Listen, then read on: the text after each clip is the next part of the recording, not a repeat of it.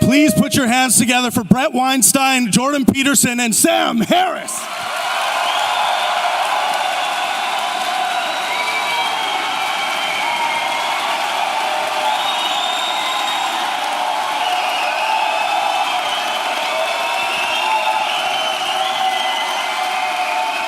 Thank you.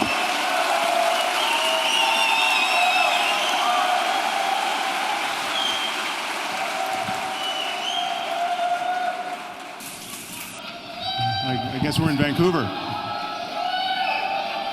Wow. All right. That is daunting. I hope you'll indulge me here for a second. Jordan and Sam have given me the honor of moderating this debate or discussion, depending on how you view it, and I think that actually creates a certain kind of responsibility, and I want to talk to you about my responsibility and how I see it, and my sense of how you all have responsibility in this as well. I suspect that what's going to happen tonight is actually historical, which doesn't necessarily make it good. There's lots of bad history. It could be good, though, and that's what I'm hoping will happen. So the reason I say I think it's historical is that we are existing in a moment where all of the systems that have helped us make sense are breaking down. The university systems are breaking down. Journalism is breaking down. And at that same moment, we have a network of people who are trying to make sense in an alternative way, and I have to say, I think beating the odds for the moment. So, here's the problem. That network is not entirely in agreement with itself about some significant issues, and Sam and Jordan have some differences that have proved very difficult. So what could happen tonight is we could have some sort of a failure where things get even more muddled. We could tread water where nothing gets clearer. Maybe it would be entertaining, maybe it wouldn't. But best case scenario is that we figure out how to make sense of things that have gotten in our way before. And if that happens, then you all will leave here, and as you talk in your various networks, you will have something to say about in what way we upgraded our software so that we could talk more deeply about difficult issues. So, to that end, we would ask that you not film tonight's discussion and broadcast it online. It's not that we want to hide this. In fact, we encourage you to discuss it. But we would like to have all of us feel maximally free to speak here, to try out positions that we haven't tried out before in the hopes that we can get somewhere new. All right, so.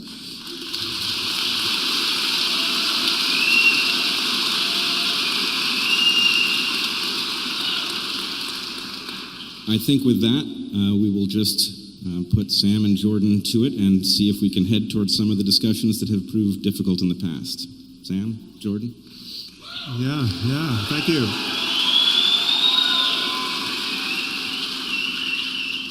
I think I'll just start by saying that when we first had the idea to do this, now some months ago, and I'm getting a little reverb here, so if you can dial down, there's a little feedback. When Jordan and I first decided to do an event together, it was after we did those somewhat ill-fated podcasts, and I joked that we would probably need a safe word for this event. So that safe word, as will come as no surprise, is lobster.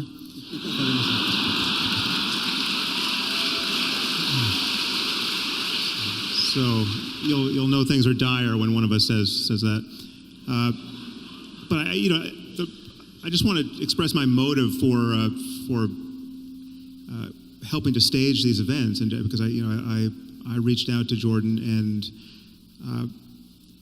it really was born of seeing him in conversation with people other than myself. I saw him do a podcast with Joe Rogan. I saw him speak to Dave Rubin. I saw him speak with Brett on Rogan's podcast, and I had so much admiration for him in those conversations. 90% of what he said in those conversations struck me as really wise and useful and well-intentioned, and 10% didn't. But I noticed that it's clear to me that seeing these successful conversations with other people who I respect, I began to wonder that I might be the problem. And I think I am the problem.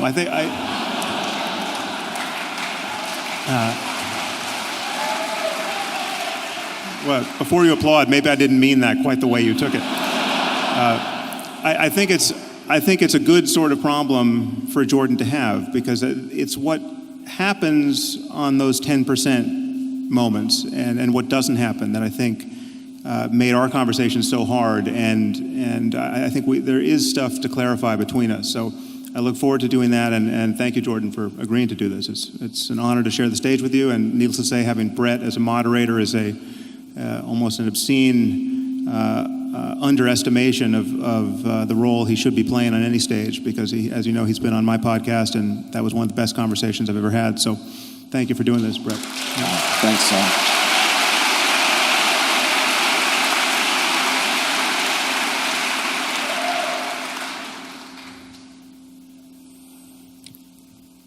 All right. So I'm going to jump right into it, I think. Here. So look, I put up a poll a couple of days ago to find out what people, broadly speaking, might want us to discuss. And I've been taking a look at that, and I took a lot of notes, which is why I have my computer here, by the way, and my phone. It's not to check my email while the debate's going on, the discussion. I thought what I might do is just lay out some places that I think Sam and I agree. And because there's lots of places we agree.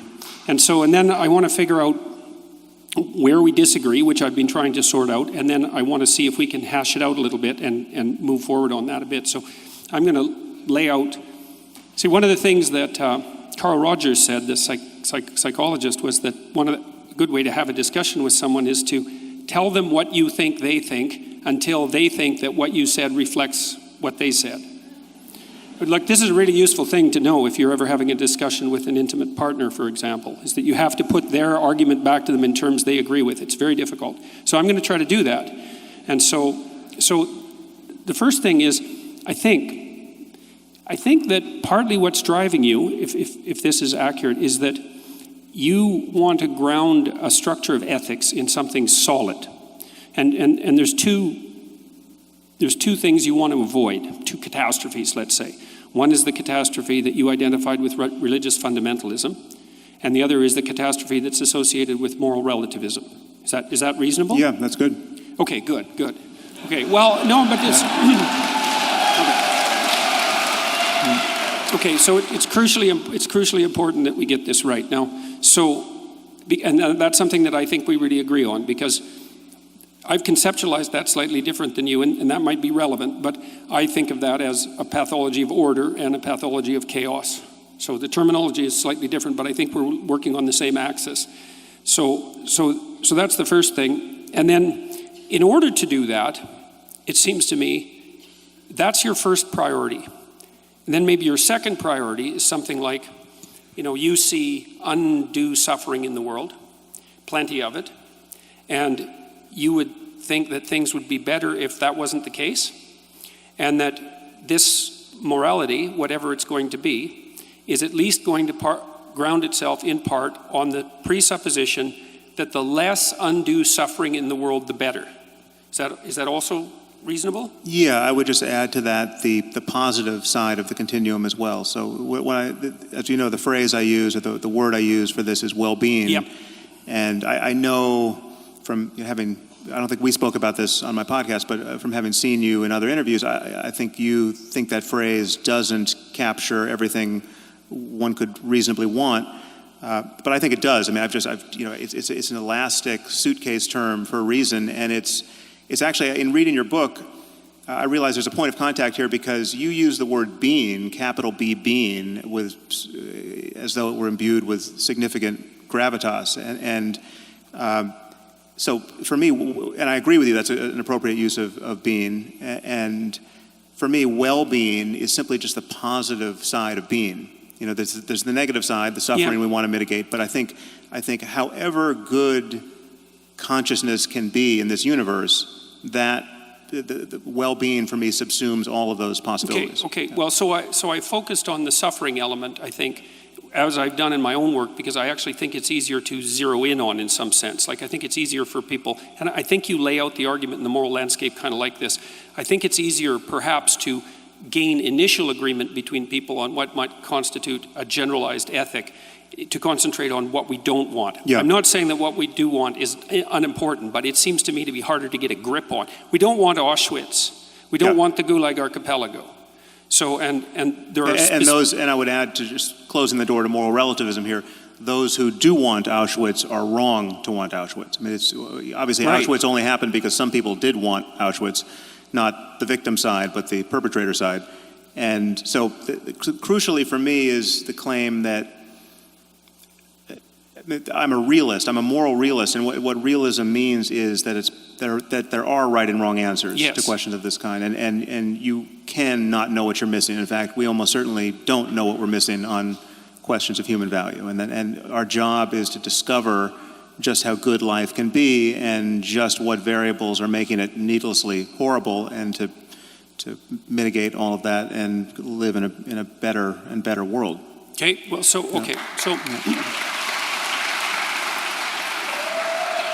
Okay, so that's a lot of points of agreement. So I also believe that there is a catastrophe of arbitrary moral injunction, and that there's a catastrophe of moral relativism, and that has to be dealt with, and that there are genuine differences between the proper way of behaving morally and the improper way of behaving morally.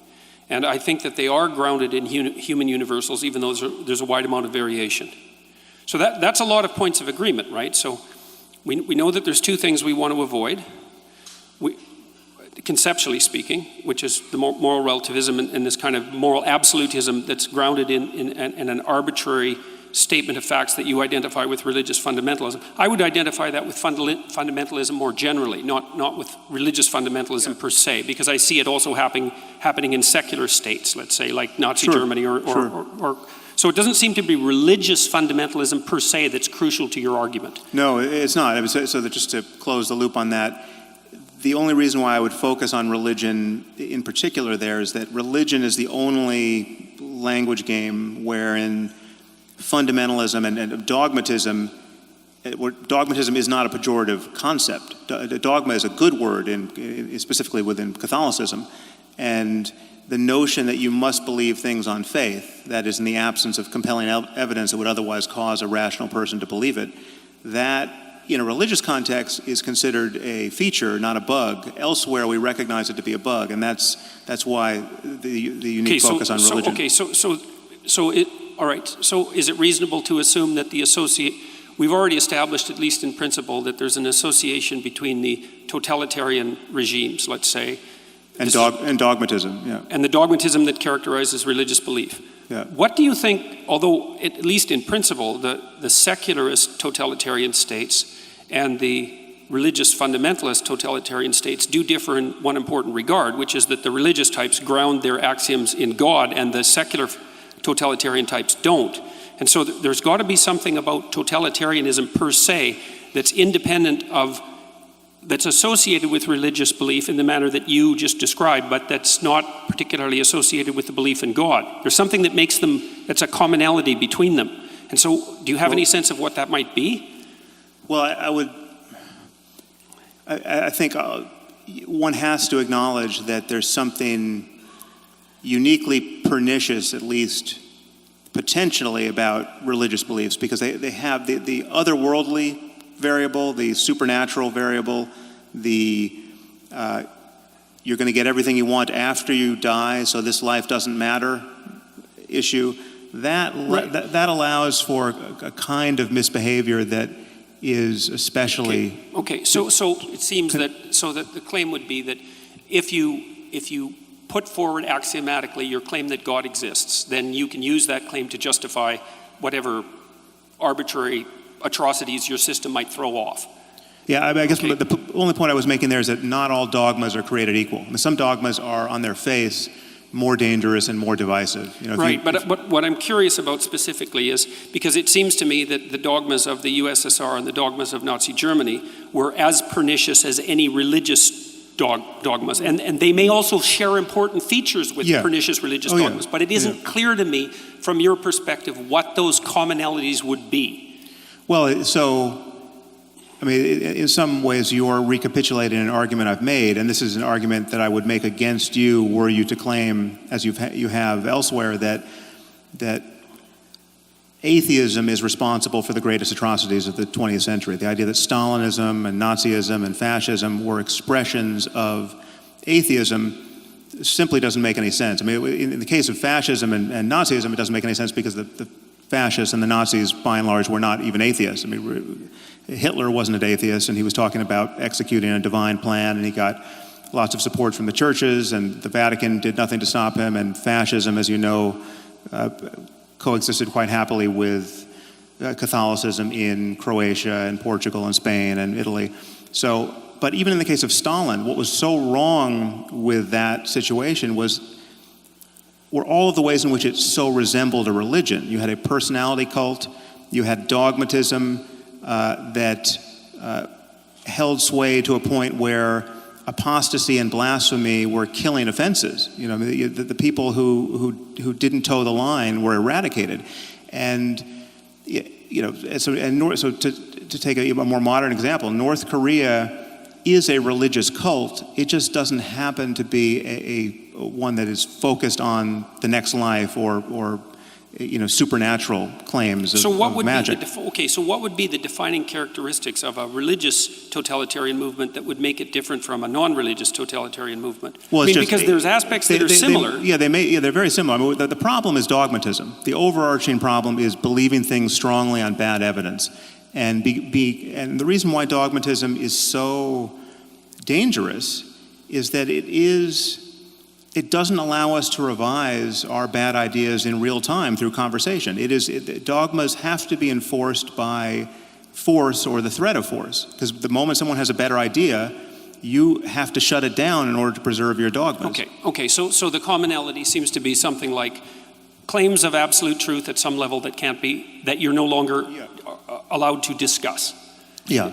So that's another point of agreement then, I would say, because part of the reason that I've been, let's say, a free speech advocate, although I don't think that's the right way of thinking about it, is because I think of free discourse, like the discourse that we're engaged in, as the mechanism that corrects totalitarian excess or dogmatic excess. And so I also think that systems of governance that are laying themselves out properly have to elevate the process by which dogmatic errors are corrected over the dogmas themselves, which is why I think the Americans are right, say, with regard to their First Amendment, is the process of free speech is the process by which dogmatic errors are rectified, and so it has to be put at the pinnacle of the hierarchy of values, something like that. No, I think you and I totally agree about the primacy of free speech.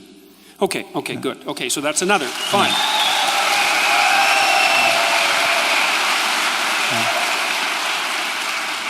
Okay, so then... Wait, I think there's one point that we should just lock in our gains here. It sounds like what you're saying is that the reason to fear religious dogma is really on the dogma side and not the religion side, which at least leaves open the possibility that something could exist over on the religion side that doesn't have that characteristic, right? That often they travel in tandem, but that the thing to fear is not the religious belief, it is the dogmatic nature of the way it is conveyed. Oh, yeah. Is that fair? The other way to say that is the only thing that's wrong with religion is the dogmatism. If you get rid of I've got no problem with the buildings and the music and the paintings and, you know. Wait a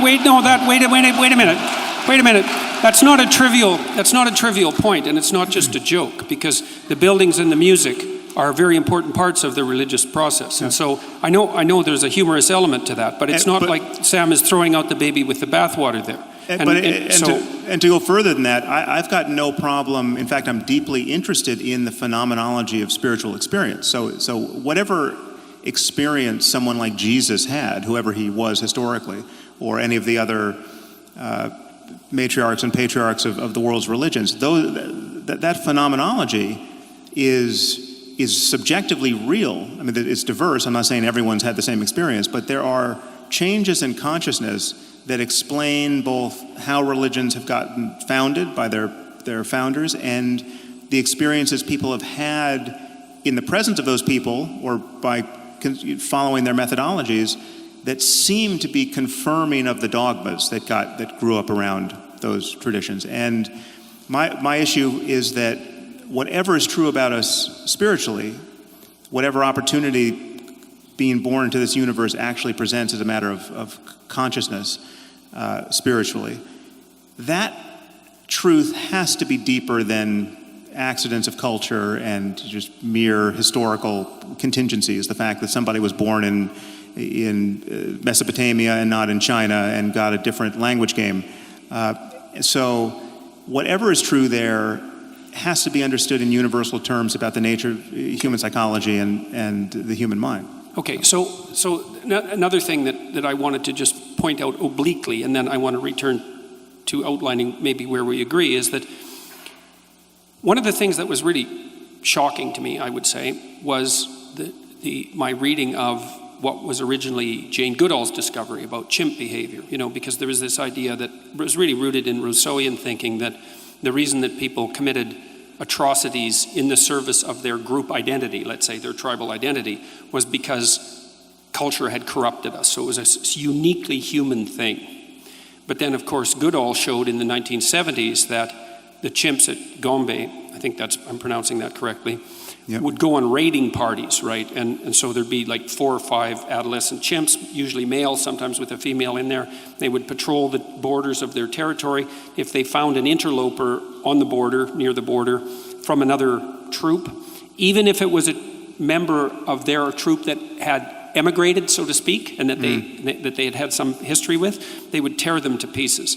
And of course, that was shocking to Goodall, and my understanding is she had some trepidations about publishing it, although she did. But then that's been noted repeatedly in other forms of chimp behavior. So, see, I've been really interested in the commission of atrocity in the service of belief. And it's tempting to pin that, say, on dogma and then to associate that with religious dogma. I think that's all tempting.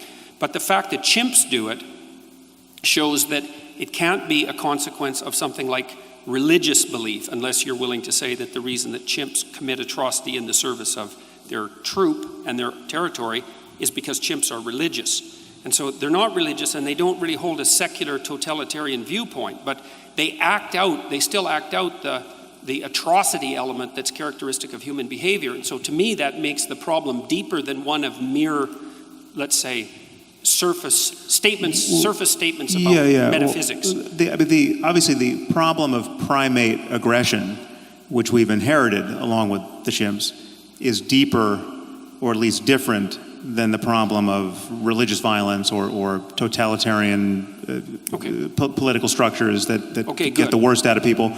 So we have these primate capacities that we have to correct for, and we're busily trying to correct for almost everything that we've been evolved to do. I mean, we don't like the state of nature for good reason, and virtually everything that's good about human life is born of our, I would argue, culture-based and highly intelligent and necessary effort to mitigate what is in fact natural for us. And there's nothing more natural than tribal violence, which of the sort that you're describing in chimps. Okay, so then it also seems like we agree that the core element of tribal alliance, which would have its roots, say, in the chimpanzee proclivity to, or its analog in the chimpanzee proclivity to identify with the dominance hierarchy of the troop, is something that's a source of the proclivity for human social aggression that's independent of its, at least independent of any obvious religious substrate.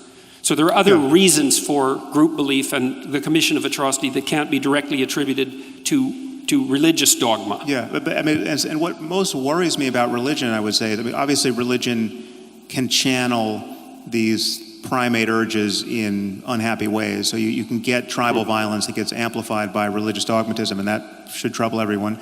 But it's not unique to religion. It's also nationalism, and it's racism, and it's all other kinds of dogmatism. But what most worries me are those cases where clearly good people who are not necessarily captured by tribalism per se are doing the unthinkable based purely on religious doctrines that they believe wholeheartedly without good evidence. So You have the person who joins ISIS, who wasn't even Muslim before they converted, 16 months ago, and they go all the way down the rabbit hole to the most doctrinaire, most committed, most uncompromising view of just how you have to live in this world if you're going to be Muslim.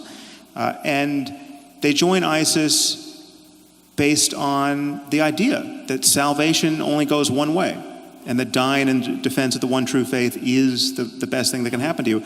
There's no question that there are individuals who have made that journey. In fact, there are individuals by the thousands who have made that journey. And there are far more benign versions of that. There are people who just waste their lives, I would argue, converting to whatever the belief system is, and just wasting a lot of time worrying about hell or worrying about the fact that their child is gay and the creator of the universe doesn't approve of that. And there are all kinds of suffering that strike me as truly unnecessary, born not of, again, ape-like urges, but ideas that any rational person would, if believed, would follow to that same terminus. I mean, the thing is, if you buy the fact, again, to take Islam as a current example, if you buy the claim that the Quran is the perfect word of the creator of the universe, never to be superseded by anything humanity does now or 1,000 years from now, that commits a rational then the exercise of human reason is bounded by this, I would argue, pathological frame, which leads to certain outcomes that should really worry us. Okay. So let's take that claim apart for a minute, because that's not your claim specifically, the claim that you were describing. See, because that's really not the claim that religious fundamentalists make. The claim they make is worse than that, because they claim that the Quran, say, or the Bible for that matter, is the literal word of God. But more than that, they claim that their understanding of that word is correct, which means they conflate two things. Because you could imagine a situation where you had a book, and I'm not saying this is the case, it's an imaginative exercise, where you had a book that had all the answers, that was extraordinarily complicated. And so that when you read it, it wouldn't be obvious that you understood it. Or perhaps it wouldn't be obvious that you didn't understand it either. But you're not going to be able to, you can't get an uninterpreted version of the book. And so the fundamentalist claim is far worse. It's that not only is there an absolute reality, truth, embedded in the book, but that their particular take on that absolute reality is the absolute take on that book. And so they conflate their own, they make an assumption of their own omniscience and then pass that off onto God, so to speak. Except in their defense, and I don't often rise to the defense of fundamentalists, it's very easy to get there because some of the claims in the book are not at all hard to parse. In fact, many of them can only be honestly interpreted one way. So to take, again, an example that will be not inflammatory to you, but makes the point, it just says that the remedy for theft in the Quran is to cut the hands off a thief. I mean, that is the unambiguous injunction. It's not an allegory. It's not. You have to indulge some kind of tortured interpretive scheme to avoid the shocking fact that the creator of the universe thinks you should live this way for all time. And people like ISIS, this is my claim. It's just most of what is in these books, and this is what worries me about those books because they can't be edited. Most of what's in the books is clearly not the best that humanity is capable of in the ethical domain, or in this.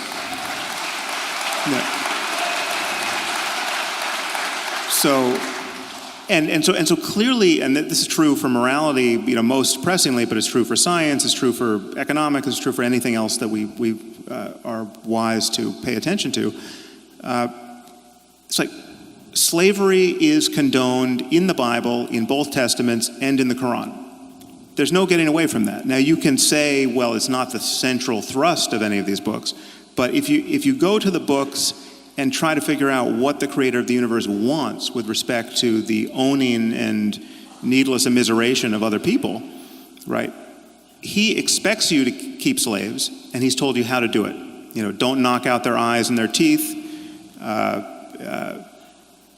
Don't take, if you're a Muslim, don't take other Muslims as slaves.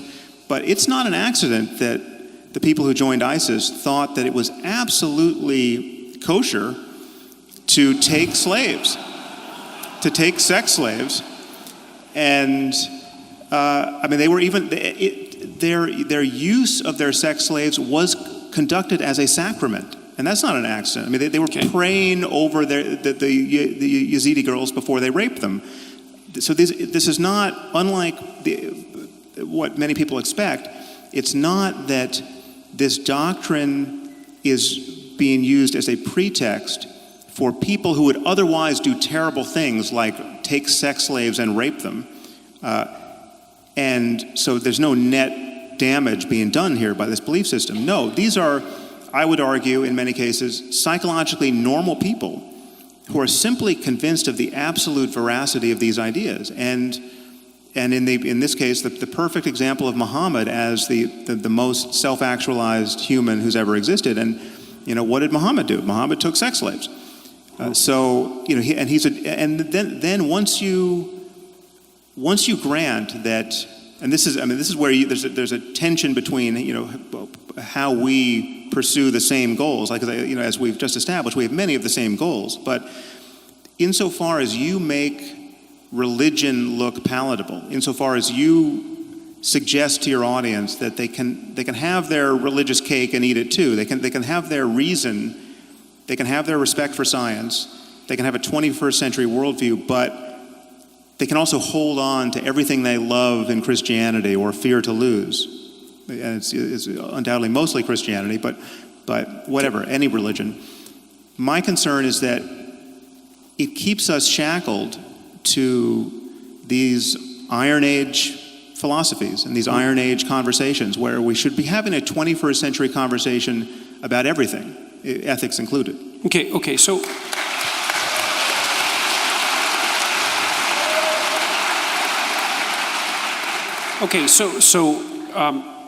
but I want to ask you a little bit about your feeling about... Wait, before you move on, I want to get each of you to clarify something so that we know where we are. So Sam, you said the problem here is that the dogma can't be updated, right? That slavery is with us permanently because it's written into the dogma. But clearly, most of the traditions in which it's written into the Holy Book don't practice slavery, and the people who adhere to these belief systems wouldn't defend slavery. So clearly there is the capacity for an update mechanism. Well, no, but not really. I mean, they've been forced, they've had it beaten out of them, right? I mean, we fought a civil war in the U.S. to get rid of slavery. But it was Christians who abolished slavery in England, though. What was that? It was Christians who were at the forefront of the movement to abolish slavery in England. There are Christians on either side of everything. I mean, there's no one else to do the job. Right, but that's the update mechanism. But it was specifically Christians who were using their Christian belief as a justification for eradicating slavery. The problem was they were actually on the losing side of a theological argument. And it would be much better, I think you would agree, if one of the 10 commandments had been, don't keep slaves. You know? I mean, there's certainly one we could swap out for that one. And so that way, it would have been much easier for Christians to have fought against slavery. And it's much harder for Muslims, frankly, to fight against it now. The problem is that, there's a point I made, I think, in my first book, is that the doors leading out of this kind of fundamentalism don't open from the inside. They get bashed open from the outside. And it's humanism and it's secularism and it's scientific rationality that has exerted such pressure, such winnowing pressure on Christianity, now for multiple centuries, that's why we're not encountering the Christians of the 14th century on a daily basis. I mean, we are essentially encountering Muslims of the 14th century, not only in the Middle East, but in our own societies, in terms of their intuitions about how we should all live, right? I mean, the fact that 0% of UK Muslims think homosexuality is acceptable, right? 0%. I mean, there's almost no question you can come up with where we could poll this society and say, I mean, do you think that a lizard king is living in the Oval Office. That you never get a 0% response to any poll question, right? But if you ask Muslims on the streets of London, is homosexuality morally acceptable? Apparently, you can find no one who says it is. That's shocking, and it's not an accident, right? And it would be much easier if the book actually said, you can love anyone you want, and it's not a problem. It is shocking, but I think there's a reason that you keep finding yourself at Islam, which may be the slowest to update for reasons that may be ancient. But I wanted to. That is a useful. Well, I can do it for Christianity. I want to make the point as cleanly and as undistractedly as possible. But yeah, it's true. I have the same kinds of concerns about Christianity or Mormonism or Scientology or anything else. And the point is they're all different. And there's no reason to be, because Islam, to take the case where it's fine, Islam doesn't represent any impediment to stem cell research, right? Because they just don't think that the fertilized ovum is immediately ensouled. It waits 40 days or 80 days or 120 days, depending on what hadith you believe. So it's just that never came up when we were all complaining about how religion, in this case Orthodox Judaism and Christianity in the States, was posing an impediment to embryonic stem cell research. Okay. Hold on. I wanted to ask you a clarifying question too. Yeah, sure. Same level. Would you agree that there are things written into these religious texts that are unambiguously unacceptable viewed through a modern lens, and not because the texts are so complicated that we have misunderstood something, but there are things that are just written in there that we now understand to be wrong? Okay, so the first thing I would say is that we have to be very careful about equating all the religious texts. And I do actually think that you are careful about that, but that's something we can have a discussion about a little bit later. I agree with you there. So because, for a lot of my life, I would say, more interested in the universal truths expressed in religious belief across different cultures. But I've become more and more aware of the important distinctions between the religious cultures, maybe in the last 10 years. So it isn't clear to me that you can just throw all religious dicta in the same bucket. And there's complex reasons for that. So, and one question, which you kind of sent at Sam already, is, do you see a hierarchy of unacceptability between different religious doctrines? And I would say yes. You acted, okay, fine. So, okay, now, but here's an interesting issue. And I think we're starting to zero in on, we've covered what we agree on, a lot of it, but there's another thing. Answer Brett's question, because I think it was sorry, I answered the first half of it, but the second part is, I think that, this is where I'm going to sound like a postmodernist, which I really hate.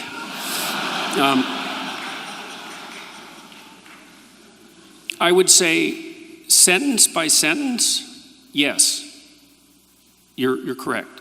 Paragraph by paragraph, perhaps. But here's the problem with complicated texts, especially ones that actually constitute narratives. So imagine this. So imagine you're at a movie, and it's a movie with a twist at the end. And so the entire movie is set up to make you think one particular way and to have one set of experiences. But when you put the twist in at the end, it changes the entire structure.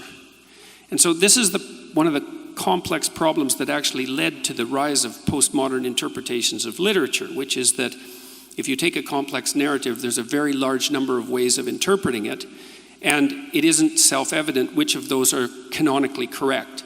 And we can deal with that horrible issue later, but it's a good objection, and it's true. And what it does is it makes these sorts of things quite complicated, because in the Bible is a series of books, and they had influence on one another, and they were sequenced with a very complex editorial process, and there's actually a developmental narrative that links all the chapters together. And what that means, this is, at least I'm going to speak from the perspective, or in terms of analysis of the Christian Bible, what it means is that you have to read the beginning as if it's also influenced by the end, which is what, by the way, and in case you think that I'm weaseling around here, and I'm not, is that that's exactly what you do every time you read any story, any work of fiction. You say, well, you're not claiming that the Bible is a work of fiction. It's like, that's just a cheap objection. That's not my point. My point is that it's a narrative. And everything in a narrative is conditioned by all the rest of the things in the narrative. And it's well known, like if you're a screenwriter, for example, there's an old dictum, I don't remember who generated it, was one of the great Russians, that if there's a rifle lying on a table in the first scene, that it better be used by the end of the second scene, or it shouldn't have been there at all. So there's this coherence. I'm looking for the rifle in your answer to this question, though, because I want it to be used. My point is that it isn't reasonable to take a single sentence out of a coherent narrative and say that stands on its own, or it's rarely reasonable, because you have to interpret the word in the sentence and the sentence in the paragraph and the paragraph in the chapter and the chapter in the context of the entire book. You have to do that. Now, you could object, and reasonably so, that there are some sentences that are so blatant that you can't use context to paraphrase them, let's say. But I think you also have to give the devil its due. The Christian Bible is a developmental narrative, and the beginning has to be read in light of the end. And is it a fact? Okay, well, so what does that do to Moses' laws of war?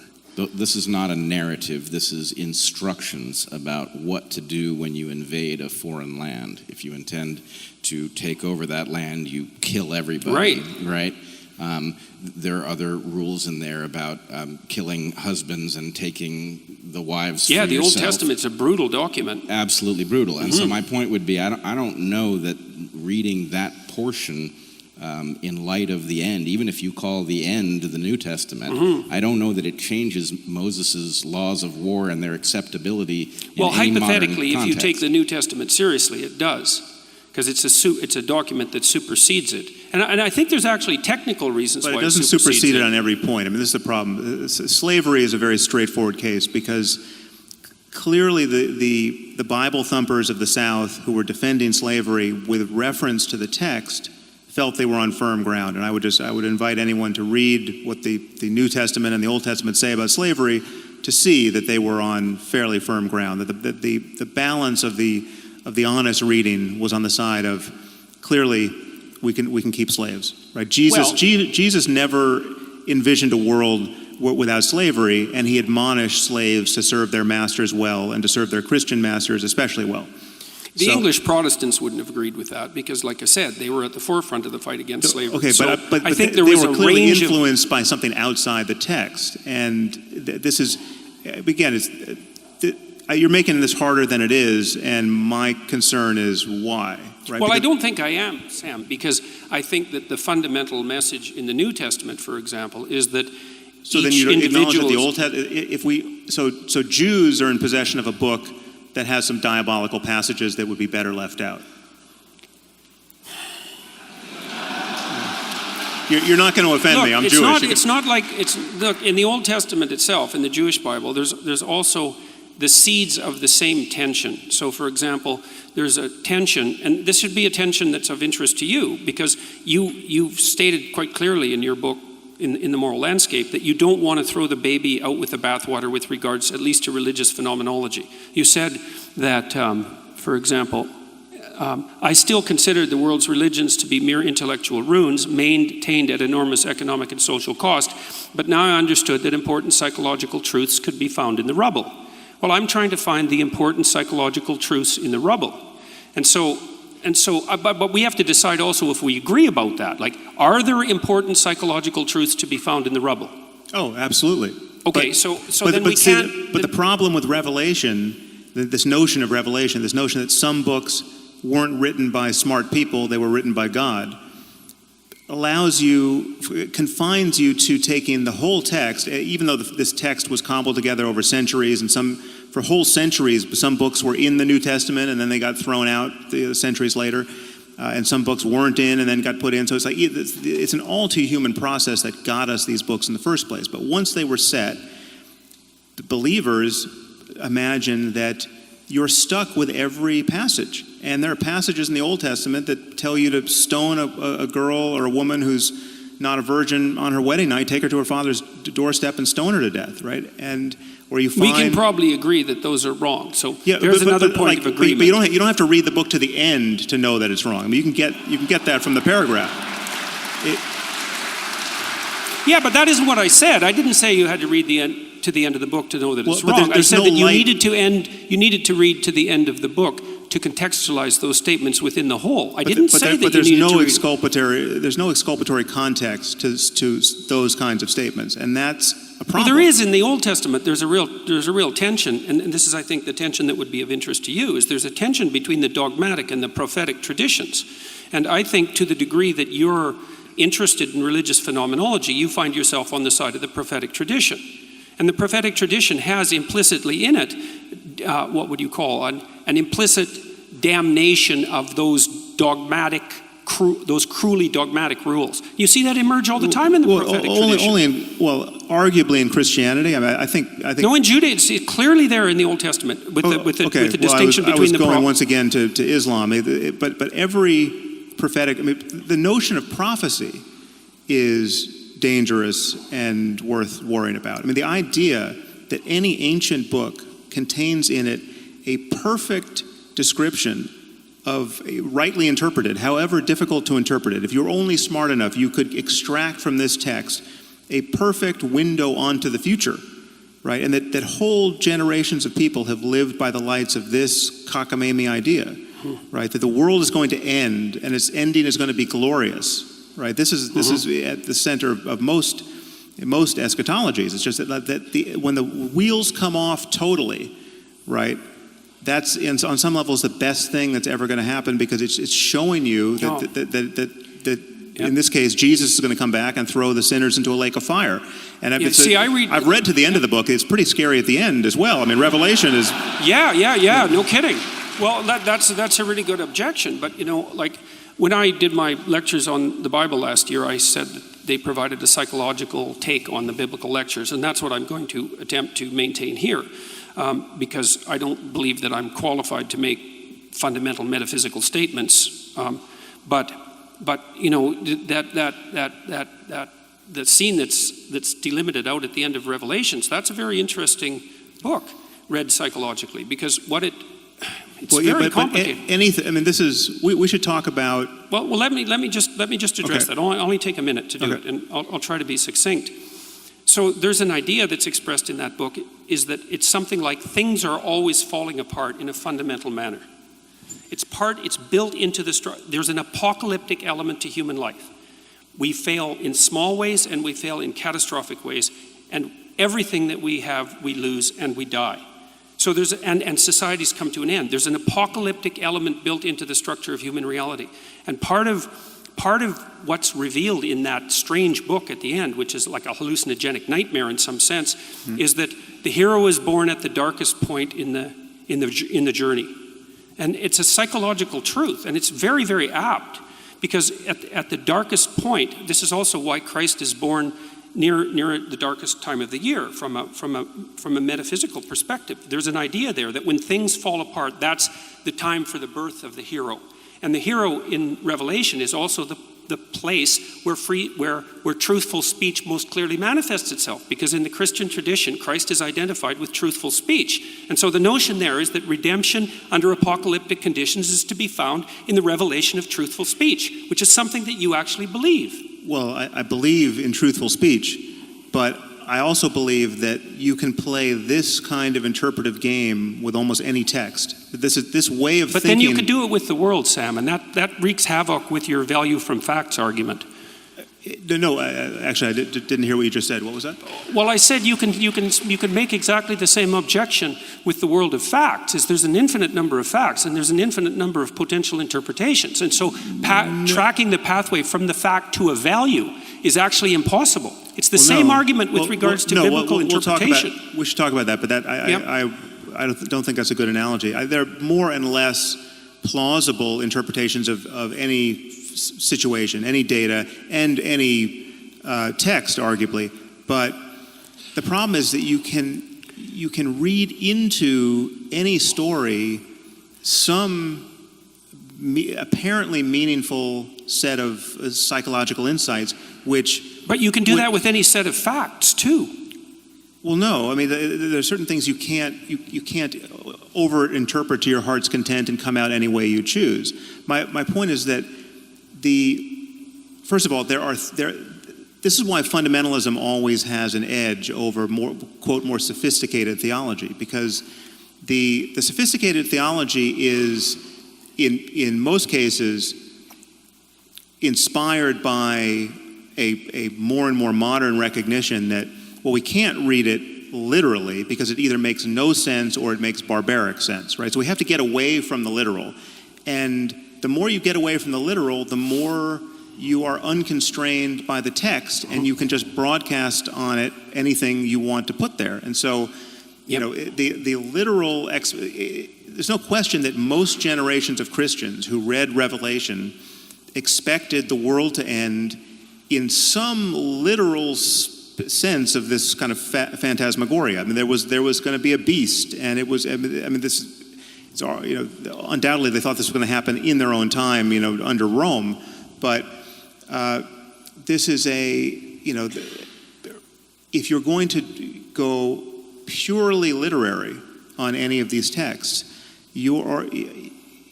on some level, you're playing tennis without the net. You're unconstrained by the text, and you can do with it more or less anything you want.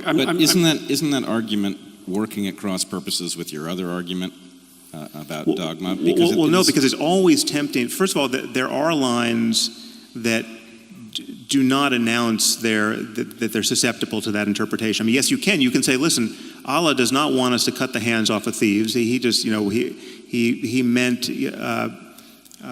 cut the hand of their volition rather than their actual hands, right? So you're constraining them rather than cutting. Now, sure, undoubtedly there was some Muslim somewhere who wants to interpret it that way, but it gets harder and harder the clearer the line is. And the problem with all of these texts is that there are so many principles.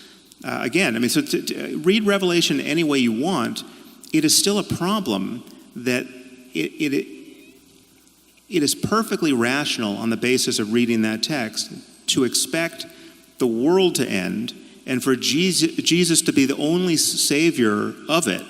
Therefore, if you happen to be born a Hindu or born a Muslim or born a Jew who doesn't recognize Jesus to be the Messiah, you are screwed for all eternity. It's a funny thing, though. I mean, it's a strange thing, let's say, that one of the things we already agreed on, as far as I can tell, is that the antidote to pathological dogmatism is free, truthful expression, something like that. Is that? Yeah. Okay. Yeah. But one of the things I would say that's absolutely crucial to Christianity in particular is the notion that the thing that's redeeming is exactly that, and it doesn't matter. So it's universal truth. Now, if we both agree on that, the idea that the free expression of truthful speech is the antidote, let's say, both to nihilism and to totalitarianism, then the notion that might be embodied in something like the Word, which is truly, I think, the deepest of Christian ideas. How is that not the same claim? Now, let me elaborate it a little bit more completely. So here's a strange thing. First of all, I agree with you, by the way, about the danger of flying off the text, right? About as you move away from the text, your interpretation gets less and less constrained. And I think it's also the same danger as of moving away from the facts, which is, I think, why you want to ground values in facts. So I get that argument, and I think it's accurate. But here's something strange, is that this notion that redemption is to be found in truthful speech is actually embodied in Christian mythology, let's say, as a personality and not as an idea. It's actually something that you embody and act out. It's not just an idea. And that's why there's an emphasis on the idea of the embodiment of the Word in flesh. It's a very sophisticated idea. I mean, it's an insanely sophisticated idea. So, and there's one more thing. So look, you've made the case, and I hope we can really get to this, because this is the really tough part of our discussion, I think, is that you want to ground the world of values in something that's true.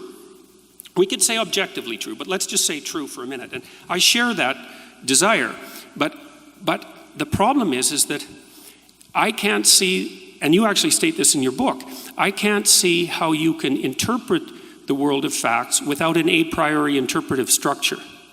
And this is an old philosophical claim. It's not unique to me. It's the claim of Kant, for example, that you can't get directly from the fact to the value because there's an interpretive framework that mediates between you and the facts.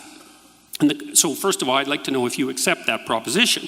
And then the second question would be, if you do accept the proposition, then what's your understanding of the nature of the interpretive framework?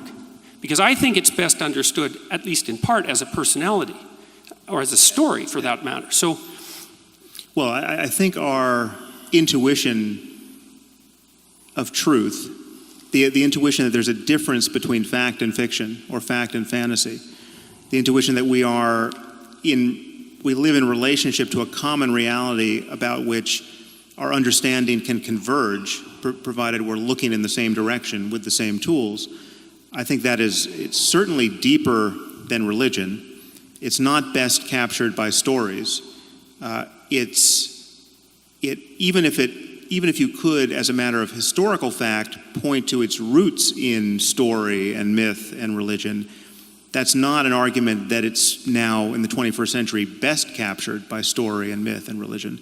I think it is a fundamental intuition to which our sanity, both personally and intersubjectively, is anchored. I mean, to lose a sense of objective reality is to lose the platform on which you can communicate with anyone and or rationally expect anything to happen a moment from now. To think that your memory represents something about a prior state of the world and your beliefs represent something about a possible state in the future, all of this is anchored to a sense that there's a difference between knowing something really and just imagining it, right? There's a difference between perception and hallucination. All of these distinctions are born of this intuition. I think we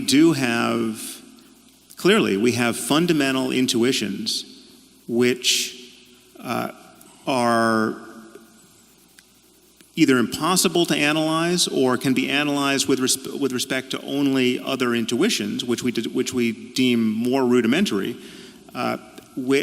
upon which everything else we do as a matter of knowledge gathering and sense making is built. So the intuition that 2 + 2 makes 4, right? You at some point you learn basic arithmetic, and you learn what addition is, and it's demonstrated to you with objects, and you're shown you take 2 apples, and you take 2 more apples, and then you have 4 apples. Look, just count them. The intuition that can be generalized to any 4 objects, right? That it's not just a fact about apples, right? This is something that we are clearly designed to have. There are places where it might break down, right? It might break down at the quantum level. It might break down in areas where our intuitions fail. We recognize those failures in science and mathematics by recourse to other intuitions, which again are unanalyzable. But so there is just this fact that we do pull ourselves up by our bootstraps, and that's not embarrassing. I mean, so what's the difference between and I'm not trying to trap you here. I'm seriously not. So there might be mathematical intuitions, a prioris, let's say. Kant identified time and space as a priori intuitions. Right. But I think there's a third category of a priori intuitions that are in fact stories, or they're personalities or stories. So let me give you an example. So I'm going to do a quick rereading of the moral landscape. So because, see, you talk about G.E. Moore's argument of infinite regress.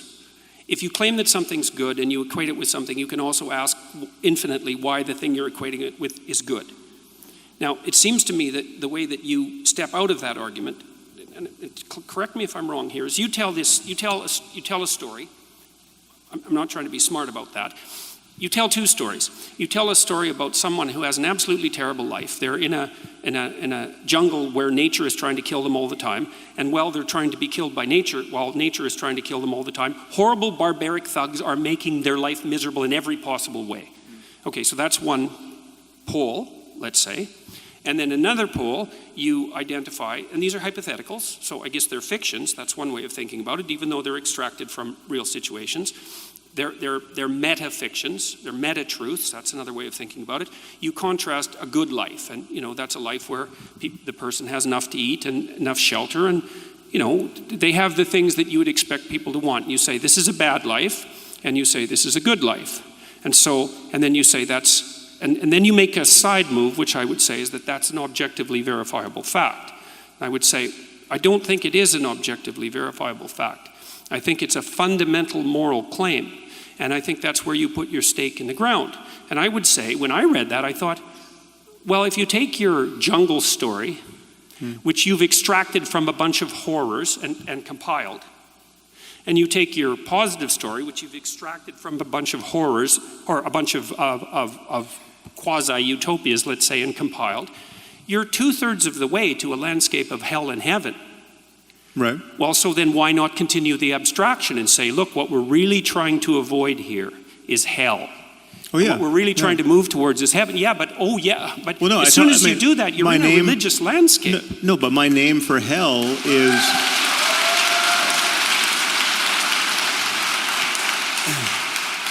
It's very interesting because, like, you and I were talking about this at dinner.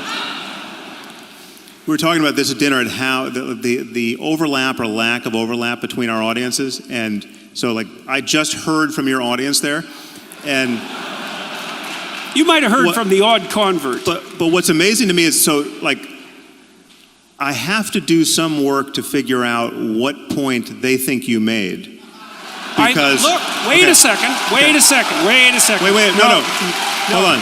No. I said, if you're going to produce a fiction, why not go right to the end? Okay, because you did produce a fiction. You can tell stories by way of communicating certain ideas. I mean, that's obviously. I'm not saying stories aren't incredibly powerful and useful and inevitable, right? It's like Wait, I think you are. You might not be saying that they're not inevitable, but you are debating their utility and power. Because you said that you don't need the story as an intermediary. I'm not. Now we have a few doors open here, which I think we should we should extract the most out of these areas that we've touched and not run on to something else. So I think there's to talk about the utility of story, right? Which is obviously a fact about the world and about human psychology that you're reading a lot into and more into than I'm reading, right? And the people we just heard from love that you. Well, maybe I'm reading more into it than you are. I'm not sure about that. But you talk a lot about the primacy of stories, and you are trying to get me to admit that even I helplessly resort to storytelling to make my points, right? Well, you did there. I think this is a good place for us to, and I don't want us to get bogged down, but I think it's a good place for us to touch this topic of the distinction between literal and metaphorical truth, which you might want to introduce it, but because that in my mind that covers this different emphasis on stories. Okay, briefly, but we are at 60 minutes, and we had agreed to go an hour and 15 before we start Q&A. So I agree that metaphorical truth is relevant here. Metaphorical truth is my argument that there are some things which are literally false, but if you behave as if they were true, you come out ahead of where you would if you behaved according to the fact that they are false. And so that these things hover in a kind of intermediate space. To call them false is incorrect. Right. And I hear Jordan wanting to call them true because they're so useful. Right. Well, but you also look, this is what happens in the moral landscape, I think. Tell me why I'm wrong, because I'm really trying to understand it. See, I think you dealt with G.E. Moore's problem of infinite regress by staking a moral proposition. And your moral proposition was, look, here's a way things can be horrible, and here's a way things can be good. Can we accept that this is horrible and this is good, and that we should move towards good? And if the answer is yes, we can accept that, then we can proceed. And maybe we can even proceed with extracting values from facts, but we have to accept that a priori presupposition first. And you insist that we have to accept it because it's objectively true. And I don't think that's correct. Well, so let me just get the proposition clear. Yeah. So my argument is that the worst possible misery for everyone is bad. That's hell. Okay, that's so hell is the religious version of that, but you can forget about religion or whether there's a God or anything else. That we live in a universe that admits of the possibility of experience. I'm asking you to imagine a universe where every conscious mind, every mind that can have an experience, is tuned to the worst possible experience for that mind for as long as possible. So there's no silver lining, there are no lessons learned. Everything that can suffer suffers as much as it possibly can for as long as it can. Mm-hmm. Now that includes human beings, it includes animals, and it includes future AI that we might build that can suffer. It includes beings that we'll never know about, right? So my argument is that's bad. If anything is bad, that's bad. Okay, we don't disagree that hell is bad. If the word bad is going to mean anything, that's bad. And you can't say... That's fine, but it's not a factual claim. No, it is. It's a factual. It's a claim about... So I would argue to you, and again, it's hard to impart this intuition if someone doesn't share it, but if someone doesn't share this intuition, I have no way of interpreting any other word that comes out of their mouth after they admit they don't share this. So just imagine someone saying... But even that doesn't make it a factual claim. No, so again... So you guys are going to get stuck here, and I think you're going to... Yeah. No, again, give us 1 more minute. Okay, one more minute. 1 more minute, because I don't think we'll get stuck here. Every claim we make about anything, at a certain point... If you trace all the tools we're using down to, turtles all the way down to something that we can't explain and justify, right? This is true of physics, it's true of mathematics. I just said it was true of arithmetic. Gödel proved it's true of arithmetic. I mean, we have intuitions of truth that can't be cashed out by recourse to the system itself. And it's true morally, I would argue, in this sense, that yes, the worst possible misery for everyone is bad. And if you're going to say, well, okay, who knows? Maybe it's good. What does bad mean? What bad means means that... Again, you guys are going to get stuck. Let me try to help. It's okay. Really. It's okay. What does bad... I agree with you. I really think that we're going to go down a rabbit hole here and we'll never come back out. This is a crucial issue. It's an absolutely crucial issue. This is why you get stuck. All right, so we have a mutiny here. We're at war with our moderator. Yes. Give us 2 more minutes because it is crucial. Okay. Well, so let me. I mean, honestly. By the way, I have a prediction that in 2 minutes we won't be any farther than we are now. Okay, let's bet. I'll bet you $1. You're literally playing devil's advocate here because you don't believe that hell might be good. No, right? Of course not. Okay, I didn't say that for a second. So you're willing, I agree that it's bad by definition. This isn't I would argue that anything if you're going to use the word bad and good, or better and worse, or make any value judgment about anything, it will implicit in those judgments will be an acknowledgement, whether you're going to acknowledge it or not when I put the question to you, that the worst possible misery for everyone is bad. You can't use the word bad unless you're going to acknowledge that. I'm not disagreeing in the least about that. Okay, not a bit. So it's built into your good and badding with respect to every other situation in life. Fine, I agree. If you're going home tomorrow and a bus drives by and cuts your hand off, and you say, well, that was bad. It only makes sense with reference to this underlying claim. Well, it would be worse if the other hand got cut off too, and everyone's hands got cut off. You're beating a dead horse here, man. I agree with you. So I'm saying that everyone assumes this, whether they claim to or not. Okay. So to say, and this is how I bring G.E. Moore's argument to end. Yeah, right. He says his argument depends on it being intelligible at that point to say, well, is that really bad? Is it really bad? Okay, well, what would really bad be if the worst possible misery for everyone didn't get you there, right? There's no other space to occupy. I'm also not disputing the utility of your move to bring G.E. Moore's infinite regress to an end. I'm disputing something very specific. I'm disputing the issue that that's a factual claim. That's all. Well, hell is bad. We should avoid it. It brings Moore's infinite regress to an end. All of that, I agree. It's deeper than a factual claim. It's just a claim about it's a claim that is required to make any value judgment intelligible. Right, any value judgment. So, yes. so it's like it's not an arithmetical claim. So an arithmetical claim about addition in this case is now you're making my point you for could say me. you could say the same thing. You could say, when I say 2 + 2 makes 4, you could say, but is that a factual claim? And there's some way of jiggering the way you talk about facts with respect to mathematics, where I could say, well, it's not a factual claim, but it's an arithmetical claim. It's a mathematical claim. Well, right? I'm also not trying to. I just don't see. I don't see a need to balkanize our claims in this way. Yep, fine. What I'm trying to do is what I'm really trying to do. We need the problem I have with your argument, and this isn't. I don't mean that you're wrong. I see what you're doing, and I see why you're doing it, and it's, as far as I can tell, it's laudable. But the problem is that, as far as I can tell, there's problems it doesn't solve, and there's other problems it leaves unaddressed that don't have to be unsolved or unaddressed.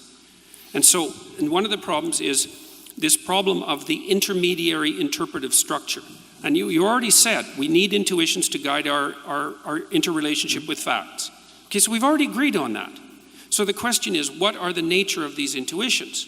And I'm saying some of those intuitions take the place of stories, take the form of stories, but even more than that. So I'm going to go after the hell thing again, okay?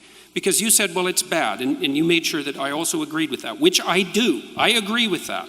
And then it's a point of profound agreement between you and I. Like, I've spent my entire life trying to understand why people did the worst things they could possibly imagine in the service of their dogmatic beliefs.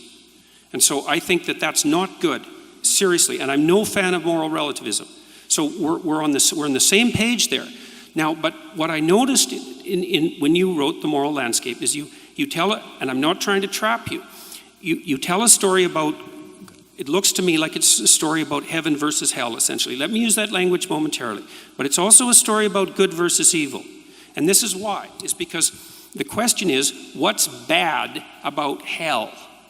Now you say the suffering. It's like, fair enough, man. True enough, but not true enough. So in Dante's vision, what's also bad about hell?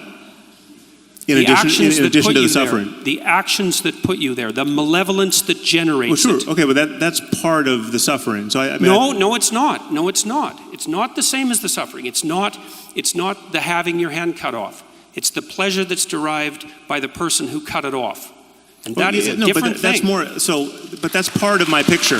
Well, but wait, it's an important. The distinction is important. For example, but Jordan, my picture of the moral landscape includes all of this. It includes everything that, and this is why I don't readily answer to the name of utilitarian or consequentialist, because the way those views tend to be taught, they tend to take as in the tally of consequences, you leave out the psychological implications of being the sort of person who would have sought those consequences or behaved that way, right? So I would grant you, and I'm explicit about this whenever I talk about this, that part of the picture of any consequentialist discussion of well-being it's everything about the human mind and social relationships and societies born of all the individuals living together.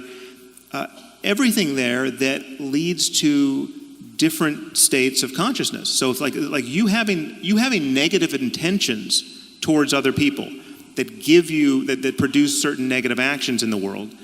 Those intentions themselves are part of the consequential picture. Those intentions themselves close the door to certain kinds of positive mental states that you don't have. Let's say you don't have compassion because you wake up every morning just trying to figure out how to manipulate people. Well, not being able to feel compassion for other people is a bad thing for many reasons we could adduce. And yet the usual consequentialist picture just looks at what's happening out in the world in terms of the body count, and that's not,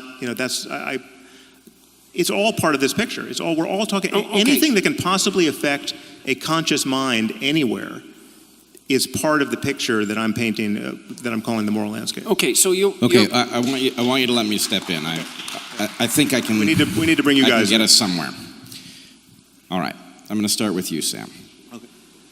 Let's swap out the idea of metaphorical truth for something a little harder-headed.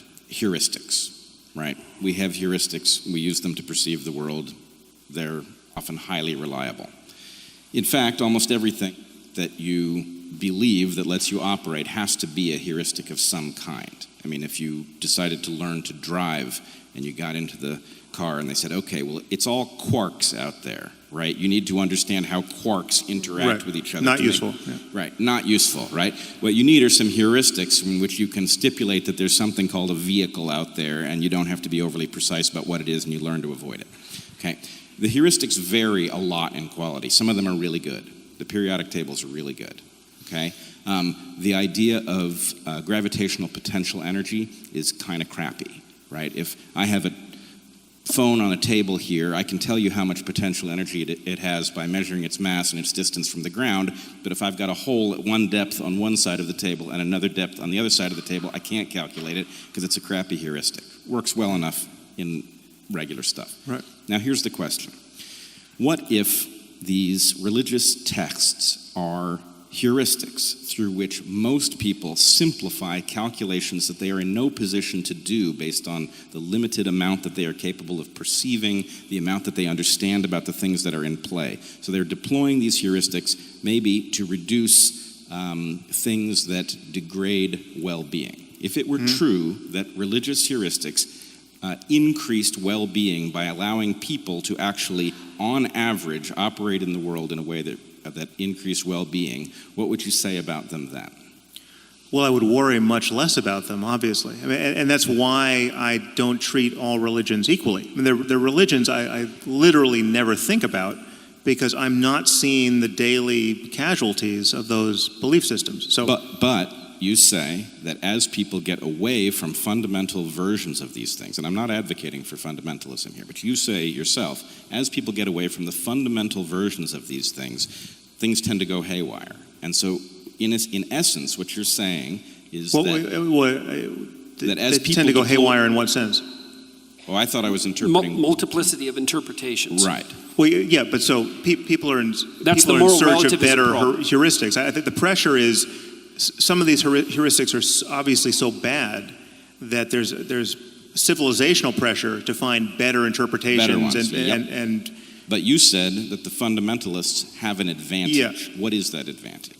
Because if you just go back to the text and say, listen, I want to understand what these words mean, right? You get at the first pass the quote literal interpretation, right? And you're not bringing any armamentarium you've got from the outside, from other parts of culture, to parse the text. You're just trying to, if it's in English and you speak English, you're just trying to decode the words, right? And when it says, if the girl's not a virgin on her wedding night, take her to her father's doorstep and stone her to death. That you know what stone means, you know what girl means, you know what father means, and you're 90% there to an obvious atrocity. Right? I get the horror of it, and we'll get to that in a second here. Yeah.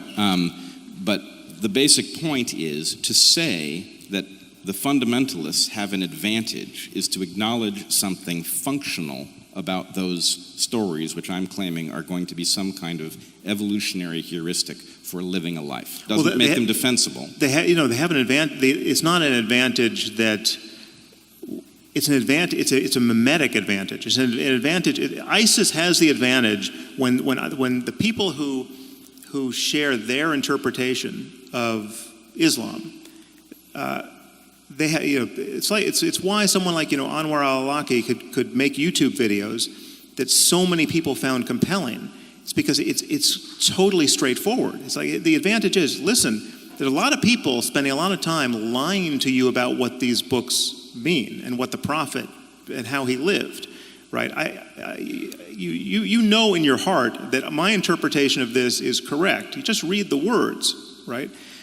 And there's a strength in that. There's an honesty in that. It's clear when it says sacrifice a goat. Goat means goat, right? Like you don't have to do something else to make goat mean having nothing to do with goat, right? And so that it's an asymmetric war of if you're going to try to make your dogmas more and more palatable by importing stuff that clearly was never even in the worldview of anyone who birthed these religions, you're not doing that because you want to live even more by God's word. No, you found some of God's words unacceptable, right? And every fundamentalist can sniff that out, and they're right to sniff it out, because it is in fact the motivation. Okay, good. So I think we've got a tenuous kind of agreement that there might be some kind of utility, that utility might be morally questionable sometimes, but that there is some reason that people would resort to a fundamental, simple interpretation, because as they depart from that interpretation, things get more difficult and it creates some kind of disadvantage. Well, part of the problem with that would be that as you move away from the text, you fractionate the moral belief system and you end up with a nihilistic situation. So as you move away from dogmatism, you move towards the parallel danger, which is moral relativism and nihilism. And so hopefully you can find some balance. So let me ask you... No, I want to ask you a question. Oh, yes, okay. Yeah. So, and also, what time do we actually stop this part? Because it's 10. I just missed the time card. But I think we have another couple of minutes. Okay. So... There's no objective reality to time, I think. Actually, it's a pretty good conversation we could have. But, okay. So here's my question for you, is if we agree that there is some way in which religious texts carry some kind of value because they allow people to figure out how to navigate their lives in ways that might reduce suffering, reduce the complexity of the choices that they have to make, presumably you will agree that that would be consistent with an evolutionary interpretation, that the fact that the stories themselves are yes. functional would provide an advantage to those who were deploying them. Yes. So here's the problem. Isn't it then also true that those stories are responsive to past environments? And so the claim that these things might be timeless would be suspect. And yes. in fact, you would expect a spectrum of durability. Some stories would be right in a brief moment. And, yes. Okay. All that's true. All that's true. So far, so good. Well, so far, so good. This is actually, I think, quite excellent then, because what we have is a recognition that there is something to these belief systems that has to do with practical realities in the past, and we also have an acknowledgement that we cannot trust in these things based on simple faith, because even if they can be certain to have worked at some point in the past, we don't know what their relevance is to the present. Right. Okay. Fair enough. All right.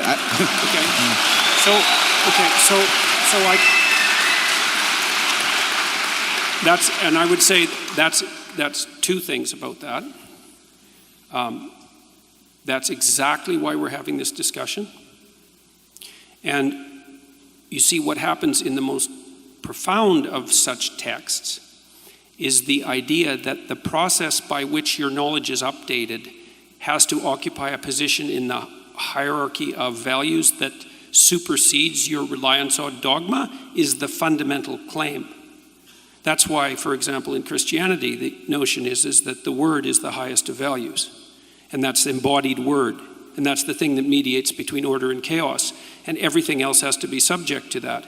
And I would say that's not a claim that's unique to Christianity. So, for example, okay, no, I think because we're being told we're out of time here, so I want to give Sam his reaction to that as well, and then we'll move on to Q&A. Well, I'm tempted to just ask Jordan a question here. I mean, it's hard to know what to save for tomorrow night, but I feel like we've got 3,000 people sitting here who would really like an answer to this question.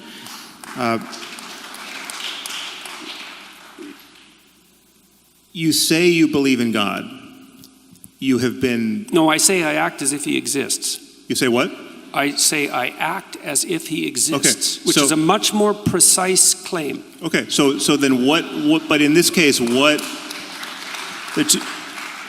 So you act as though God exists. Yep. And in addition, I've heard you say that I act as though God exists, that I can't really be an atheist. So far it seems that. Right, yeah. We'll see. The night is young. Yeah.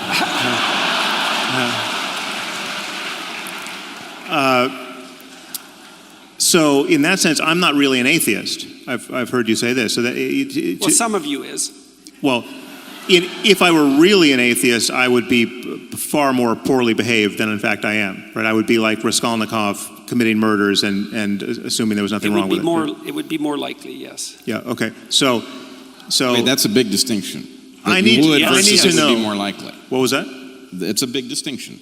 That you would is very different than it would be more likely. Taking the safety off the gun is not the same thing as shooting it, right? Yeah. The temptations laid open to Raskolnikov would be more at hand. Okay. Just as they were to him.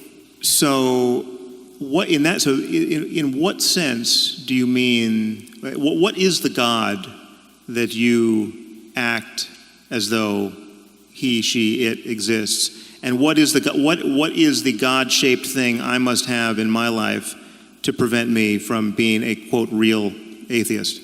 Well, okay, first of all, I have to point out that there's no possible way I can answer both those questions in 2 minutes. Well, it's the same question. But, I mean, yeah, what do you mean by God? Okay, well, I'm going to tell you some of the things that I mean by God. Okay? We do have to get to questions. Maybe we're going to do this tomorrow. Yeah, maybe this is where we start. Oh, God. Well, that was a pretty resounding no. It seems like that constitutes an audience question, wouldn't you say? All right, I tell you what. Let's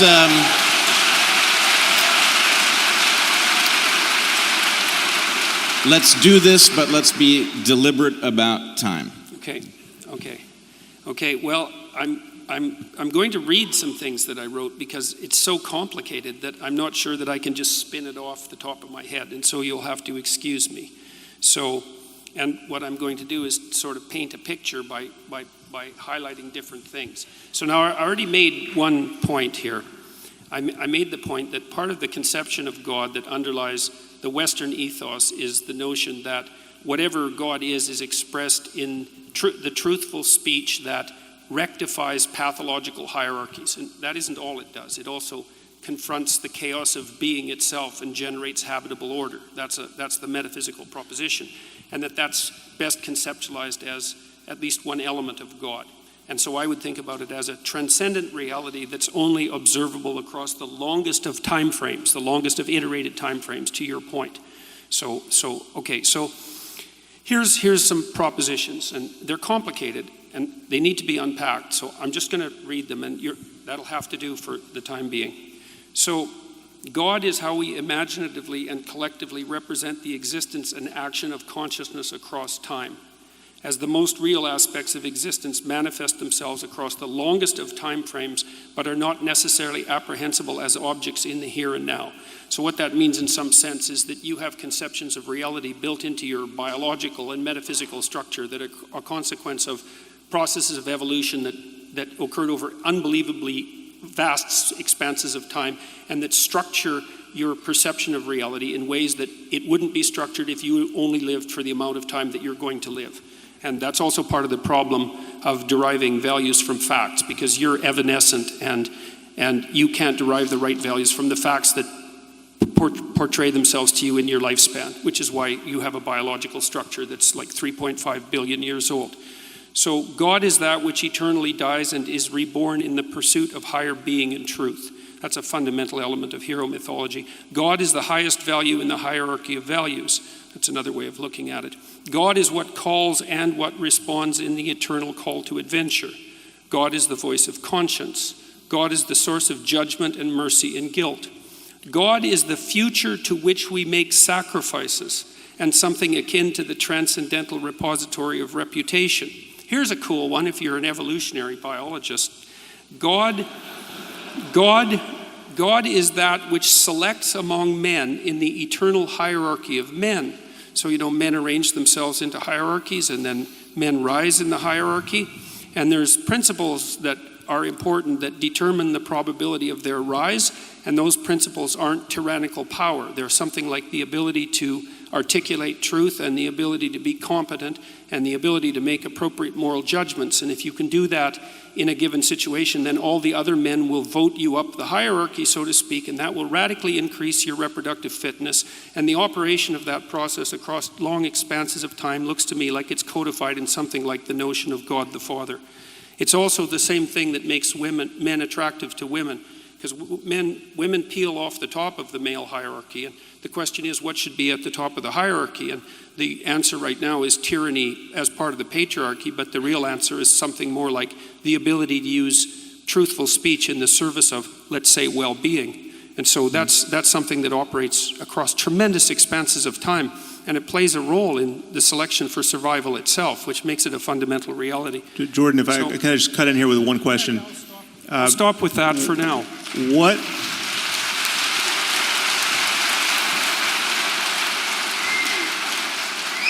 So I was not hearing in that list of attributes a God who could care if anyone masturbated.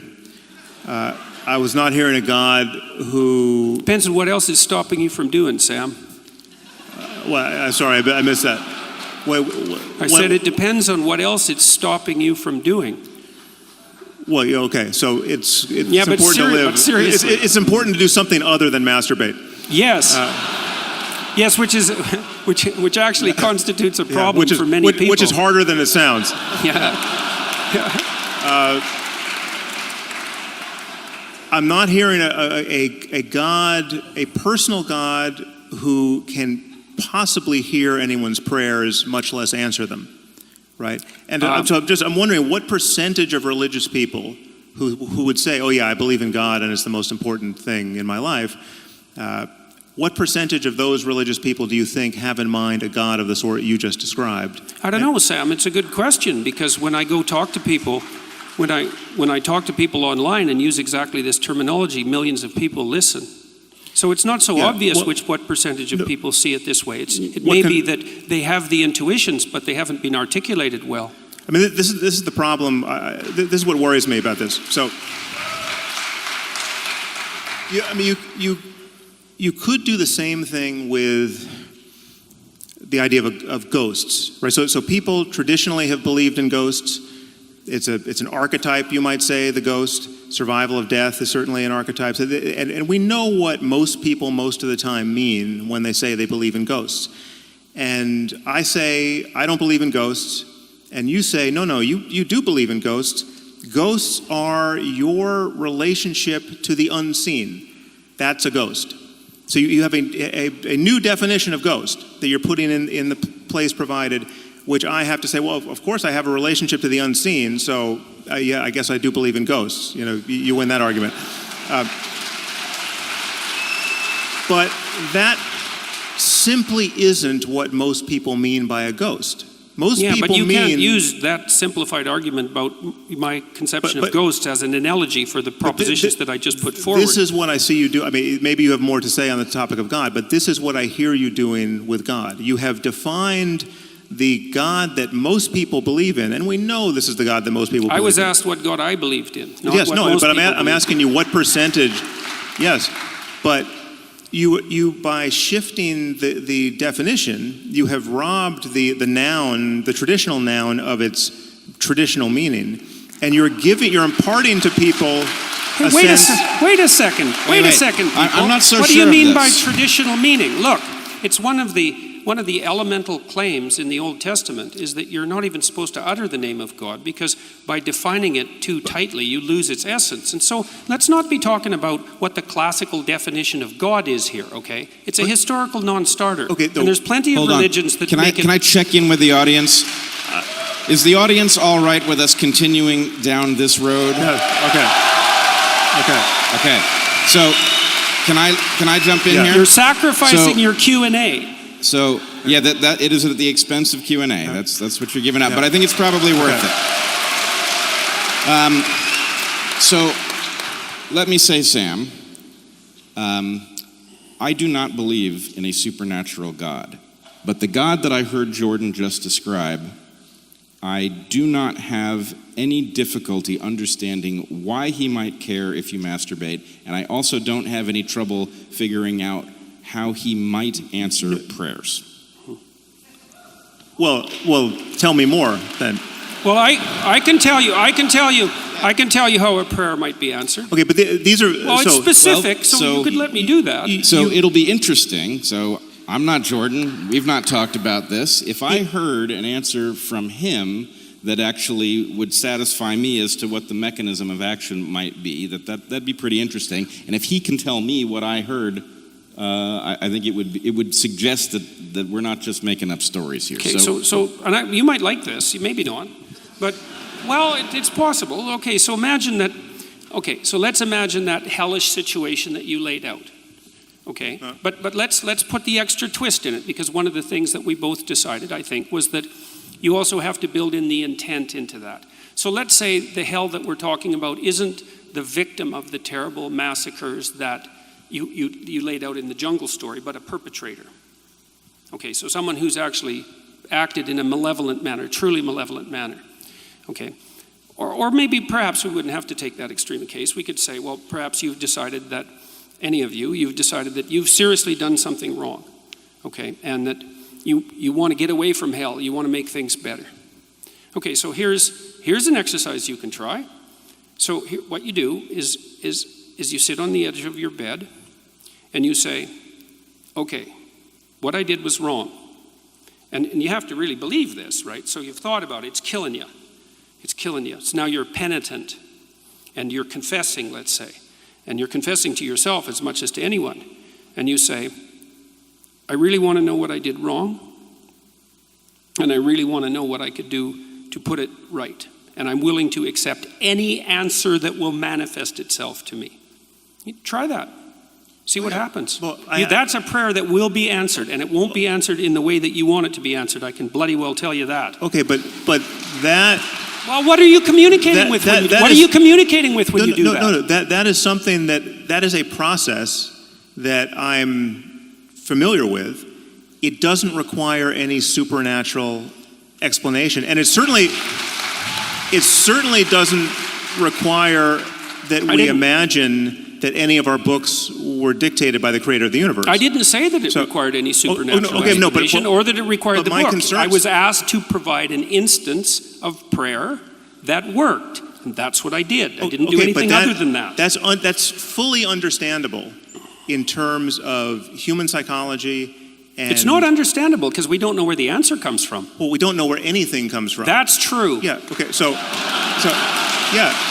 But that doesn't open the door. I mean, one thing we can know with absolute certainty is that whoever wrote the Bible didn't know either, and there's many other things he or she didn't know, like everything else we know scientifically, right? It's not so obvious what people know and what they don't know. No one even knew the brain was involved in any of this, right? So yeah, but they probably knew about as much as we do about how the brain was involved in it. But we've already established in some tenuous way that things that nobody understands could have evolved into these stories in some way that would be useful, but nobody knew what they were writing when they wrote it, right? The problem is that you can, so again, this has been focused through the lens of your attachment to Christianity largely, but Hinduism is a completely different set of stories, right? And many of them, the logic, the emotional logic, the psychological import, many of them have the opposite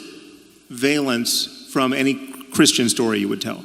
The whole notion of, like, for instance, the whole notion of good and evil, right, which has such primacy. I mean, you talk about religion being deeper than ethics because ethics just deals with right and wrong, and religion deals with good and evil, right? At bedrock, okay?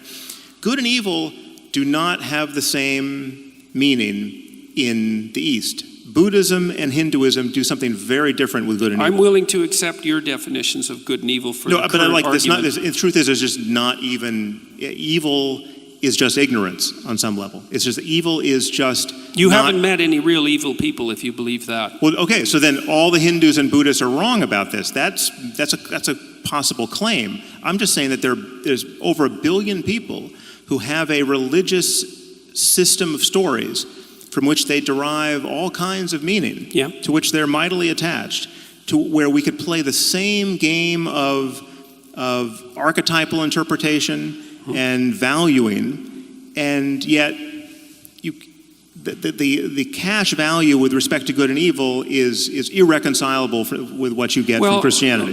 But it doesn't have to be interoperable, right? Well, but the point, my point is, we live in a reality. Presumably, Hinduism is also useful as a set of heuristics has to be. for Hindus.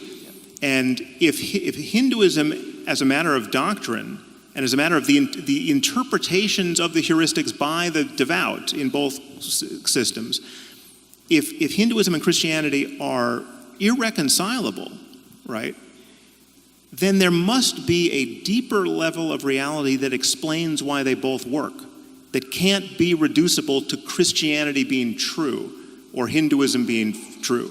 Right. Yeah, look, Sam, there's absolutely nothing wrong with that objection. So this is one of the immense problems, obviously, that actually leads down the road to the kind of nihilism that you were objecting to in the moral landscape. It's like one of the things that Nietzsche said that's very much apropos to this, is that, it's one thing to have your belief system shattered by the observation that there are other belief systems that are incommensurate, that seem to have equal utility. So but it's even worse is that once you make the observation that there are other belief systems that have equal utility, then it can shatter your belief in belief systems themselves. And then you're in the postmodern nihilist landscape, and that's a big problem. Or you could just be in a more fundamental landscape that subsumes both of those belief systems. That's fine. Let's hope that can happen. Yeah. But I would say that's the landscape that I'm trying to pursue. Now, you said that that I've been approaching this, say, from a Christian perspective in this dialogue, and to some degree that's true, but there are reasons for that. But I would also say I'm also doing what you recommend doing. Because in Maps of Meaning, for example, because you said, well, what about this problem of multiple interpretations of the text? You wrote Maps of Meaning. What's that? You wrote Maps of Meaning. I wrote the moral landscape. I'm sorry. I must have missed. Sorry. I must have missed. I misspoke. That was confusing. I'm starting to get tired. But what I tried to do, I tried to address that problem seriously. Like, it's a really big problem. It's the problem of multiple interpretations. It's the postmodern problem. Is that there's an infinite number of potential interpretations. Okay, so what do we do about that? And the answer is, it's something you allude to, in the moral landscape. And it's part of the basis of your argument why these things need to be grounded in facts. So, because that is part of the answer to the problem of an infinite number of interpretations. In Maps of Meaning, I tried to do what E.O. Wilson recommended, but this was before he wrote his book. I tried to use a consilience approach. So I looked at multiple religious systems. I looked at Christianity. I looked at evolutionary biology. I looked at philosophy. I looked at neuroscience. And I looked at the literature on emotion and motivation and the literature on play that was very nicely delineated by Piaget. And I tried to see where there was a pattern that repeated across all dimensions of evaluation, which is exactly what you do, for example, when you use your 5 senses to detect something real in the world. And that's what Wilson recommended, was a consilience approach. And so my proposition was, if it manifests itself here and here and here and here and here, 6 places, and it's always the same pattern, then the probability that that pattern exists independent of my delusional interpretation is radically decreased. Yeah, my claim, however, is that many of these things don't repeat. In fact, they're flipped around completely based on different religious assumptions in different cultures. And again, I would just argue, we can table this for another discussion. I was trying to dispense with those. But I'm just saying something as fundamental as evil doesn't run through all these cultures and all these religious traditions. Then how can you make the claim that everyone would agree with your description of what constitutes bad in the beginning of the moral landscape? It would be, it's not evil in the sense that there's bad and good, there's better and worse. There's better and worse. Sam, there's either universal moral intuitions or there aren't. Which is it? Yes, no, but evil. Are some moral intuitions universal? Yes, no, I would think, listen, we are just human beings, right? We're human beings first, before we're Hindu or Buddhist or Christian. We can all get indoctrinated into the religion of our parents. This is an artifice that's laid on top of something far deeper. That should be obvious. We're trying to get down to what's deeper. Okay, so there may be some moral universals. Sure, I think. Okay, Jordan. Is it possible that there are some moral intuitions that are highly specific to particular traditions and wouldn't translate over to others? Yes. It's highly probable, because there would be environment-specific adaptations, like the environment-specific tool use of chimpanzees. Right. Right. Or maybe it's not even the environment. Maybe it's the self-consistency of the belief pattern in question. So I would put that in the broader environment. It might be a consequence of the particularities of that culture. There would be things that, look, think about it like languages. Like many, and this is kind of an answer to the problem that you laid out, which is a real problem. I'm not trying to deny the problem. If you look at, there's a lot of languages. Lots of languages. Look at how different they are. It's like, yeah, at some levels of analysis, they're fundamentally different. And at other levels of analysis, they're fundamentally the same, which is how we know that they're languages. And you could say, well, there's a very large number of stories. It's like, yes, there are. But the fact that there's enough commonality across the class of stories, the set of all possible stories, so that we can identify what constitutes a story. And I would say that there's enough commonality across the set of all possible good stories that we can say, well, here's a canonical good story, which is, by the way, what you do at the beginning of the moral landscape. Because you say, this is horrible, this is good. We should move from what's horrible to what's good. Say, yes, you've taken a fragment of the universal story and you've made it the axiom of your moral system, which is what you should do. But the claim that I think is not helpful, even though I understand it, is that that's purely a claim of unmediated fact. It's like, no, there is no unmediated fact. There is, yes, even facts aren't unmediated facts. I mean, you can't judge something to be factual without presupposing the validity of certain intuitions, like that causes precede events, or causes precede their effects, and those intuitions could be wrong. I mean, we could live in a teleological universe where everything's getting pulled into the future by some kind of attractor, right? And our notion of causation is totally backwards. That remains to be discovered, and we would use other intuitions to make that discovery. But again, you do pull yourself up by your bootstraps, and that there's no branch of science or mathematics or anything fundamental, logic, that can get away from that. Right. Well, and that's another place. But given that picture, that doesn't render all intuitions equally respectable. Absolutely. Right? Someone agree. says, well, I happen to have an intuition that Joseph Smith saw those golden tablets and they were, and Mormonism is true. That's not the sort of intuition we're talking about here. Your intuition doesn't grant you insight into history. What we could say, and this would be an elaboration of Brett's point, is that moral intuitions of the sort that you're describing have different zones of relevance. So there's some things that would only work as an intuition in very delimited areas of time and space, let's say. There's a hierarchy of moral intuitions, and the more profound the intuition, the more it works as a universal truth across context, just like in a scientific truth. So scientific truth is more profound. This is why the postmodernist readings of Thomas Kuhn are wrong, is that the idea that protons are real is really fundamental, because no matter what span of time and space that you pick, you're going to encounter protons. It works everywhere. And then with moral intuitions, let's say, or moral a prioris, you have the same issue, is some of them are so delimited that they only work here and now. And those are sort of impulsive, low-level intuitions, a whim even.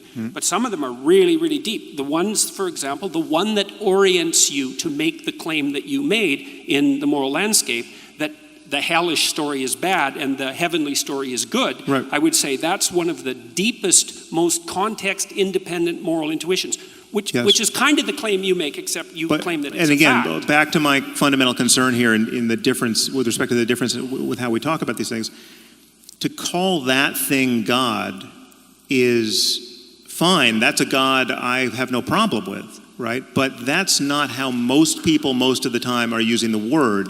And there's something misleading about that, and that worries me. Yeah, well, if the claim that you're making is that we're all deeply confused about the nature of divinity and ultimate reality, it's like, clearly. Well, another thing we agree on. I also don't disagree. Look, I've never made the claim that what I'm talking about is like what other people are talking about. I mean, it is in some ways, but I've not made that claim, so I don't see why that's a justifiable criticism. It's like... Well, no, it's a criticism with respect to the very likely effects of communicating in that way. Because I see the results of that communication. It's a little bit, I mean, this is going to sound more invidious than it is, but this is the kind of thing that I get into with Deepak Chopra. Yeah. Deepak and I agree about a lot. I think it's more invidious than it sounds, actually. Yeah. Well, you're not wearing rhinestone glasses. If you graduate to that, we'll have more of a problem. But Deepak clearly wants to let his audience believe that everything they're into is on some level justifiable by his reading of quantum spookiness, right? Yeah. So you know, if you want to go out and just buy a lot of crystals and think they're going to heal you, it has something to do with the quantum nature of reality. Absolutely nothing like me. No, but I think Deepak could say, if I got his back to the wall, Deepak could honestly say, listen, I've never said anything about crystals, right? I'm not selling crystals. I've never said they work, but it's the way in which he's failing to make the clear differentiation. The fact that it takes you 20 minutes to admit that a lot of the Bible is filled with barbaric nonsense. I don't think it took me 20 minutes to admit that. Well, we'll go to the tape on that. These things matter. These things matter. And I'm just saying, it's like you own look, it. If you're saying that there's a danger, if you're in a parish of 1, or in a parish of 1,000, or a parish of 100,000, but not in the parish that has anything in common with the Bible thumpers in my country who think that Jesus is very likely coming back in their lifetime because he never died, and he's going to judge the living and the dead, and there will be a resurrection and hellfire and all the rest. If that's not the game you're playing at all, own it.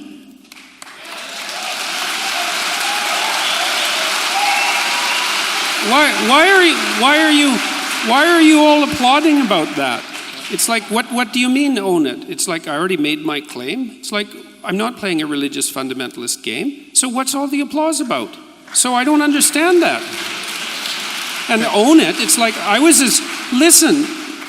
as clear as I possibly could be when I delineated my answer to the question. People say, well, what do you mean by God? Someone once asked you if Jesus was resurrected. You want a 1-second answer? But no. Well, forget it, man. Jordan, wait a minute, hold on. I think we can actually. This is a complicated one problem. second. No, I mean, I don't want to end on a note of acrimony. But someone once asked you whether you thought Jesus was literally resurrected, and you said it would take me 40 hours to answer that question. Okay, that's the kind of thing I'm responding to here. You don't need to do that if you have a clear-cut answer to that question. I don't have a clear-cut answer to that question. And if you don't, that connects with many other things that we still have to talk about. Yes, definitely. Yeah, I definitely. mean, because that. It isn't obvious in the biblical account that Christ was literally resurrected. So it's not simple. This is not simple. No, but if the question is, do you think let's put it probabilistically. I mean, anything's possible. I'll tell you that it's possible that he was physically resurrected. I mean, it's even possible. But wait a second, I didn't with respect say to quantum that he mechanics. was. The point is, I said it would take me 40 hours to answer the question. I didn't say that he was. Well, how's this for an answer? Almost certainly not.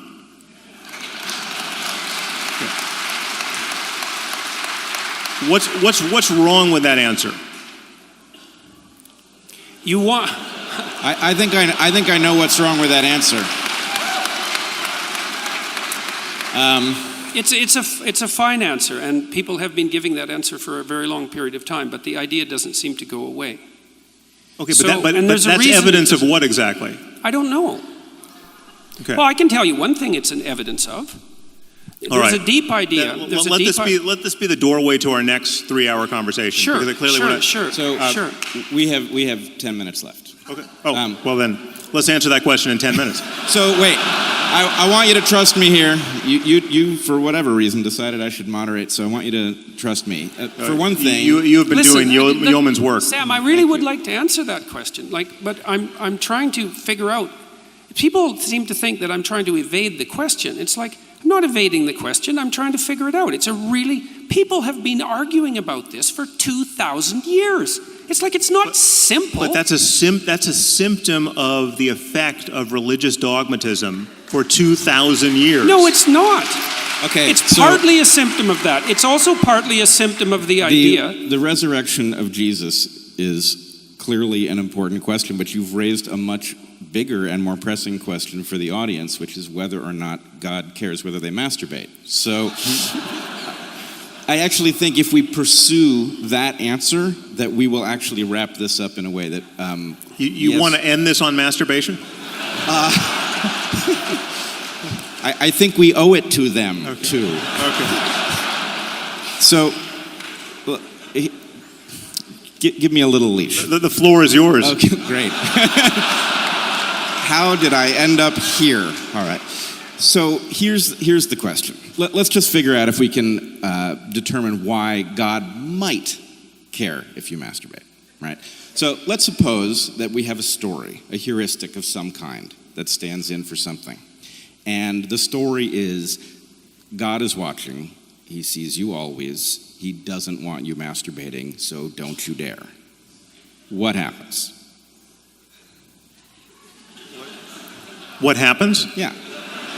Well, it's a rather ineffectual You sure? idea.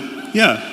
Well, I mean, You don't think that story prevented lots of people from masturbating? Well, no, but I think the reality was that you had people masturbating and feeling terrible about it, and you had a whole layer of sexual neurosis that got grafted onto human psychology unnecessarily. Okay, I mean, Christianity has a certain typology of sexual hang-uppery, which you know the tantrics don't have. So if I understand you correctly, you are agreeing that a certain number of people will have masturbated. Some of them joined the priesthood and raped little boys. I mean, that's all let's of a piece. Not go there. Yeah. Let's stick with the topic. So a certain number of people will have masturbated. They will have thought. Honestly, it's the same topic. I mean, the taboos around masturbation, the taboos around sexuality prior to marriage, the taboo around divorce, all of the taboo around out of wedlock birth. The ideal of celibacy in the priesthood, all of that is just a diabolical machine of needless sexual conflict and misery. No, hold on. But yes, okay. You have to take diabolical out of there. How's the whole flood of pornography thing working out for you? I will grant you that there is some interpretation that takes supernatural principles and magic and otherworldliness out of the equation here that gets you some wisdom in the heuristic. Yes, if you're masturbating all the time, you're not satisfying your monogamous relationship with your wife or husband. We don't even need to go there. You're not procreating, and we want children. Let's just agree that a certain amount of masturbation was prevented by that story, which made people fear the consequence of them engaging in it, which would result in, I'm pretty sure, less masturbation, which means that in seeking a release, which we are physiologically programmed to seek, one might end up looking in a more urgent fashion for a mate. Right. So it's are we going to enforce monogamy? Is that no? So look, I'm trying to take you somewhere. I think there is a way that we can rescue some important part of what both of you are saying that can now be reconciled, and then there's a bitter pill for each of you. I mean, that's just the way this looks to me. So if we can agree that this makes sense actually as a fitness-enhancing adaptation, that this story would result in people behaving in a way that might result in them marrying early, might result in them reproducing earlier than they would otherwise, right? Then we can understand it as mechanistic, and we can understand what you said, that, maybe God would care about whether or not people masturbate because God is a metaphor for some set of stories that gets you to behave in an adaptive fashion. But the point for you then would be that Sam is arguing, with reason, we can decide whether or not to employ this story at this moment, whether it's a good idea for us to urgently reproduce as quickly as possible, which, for example, increases the size of the population of the planet, whereas delaying reproduction keeps the rate of population growth down and might be a better choice for a moment in history when we have 7.5 billion people on the planet. So, in some sense, what I think I see is The religious story itself makes some kind of sense if you adhere to it in a manner that you are obligated and have no tools with which to question it, then you will miss the fact that at this moment you might want to throw that story out. But the problem is it doesn't make, and this is a problem with these heuristics in general, it doesn't make sense for the right reason, and that's why it's not a reliable guide given other changes in the world. With everything changing, you want to be making sense for the right reason.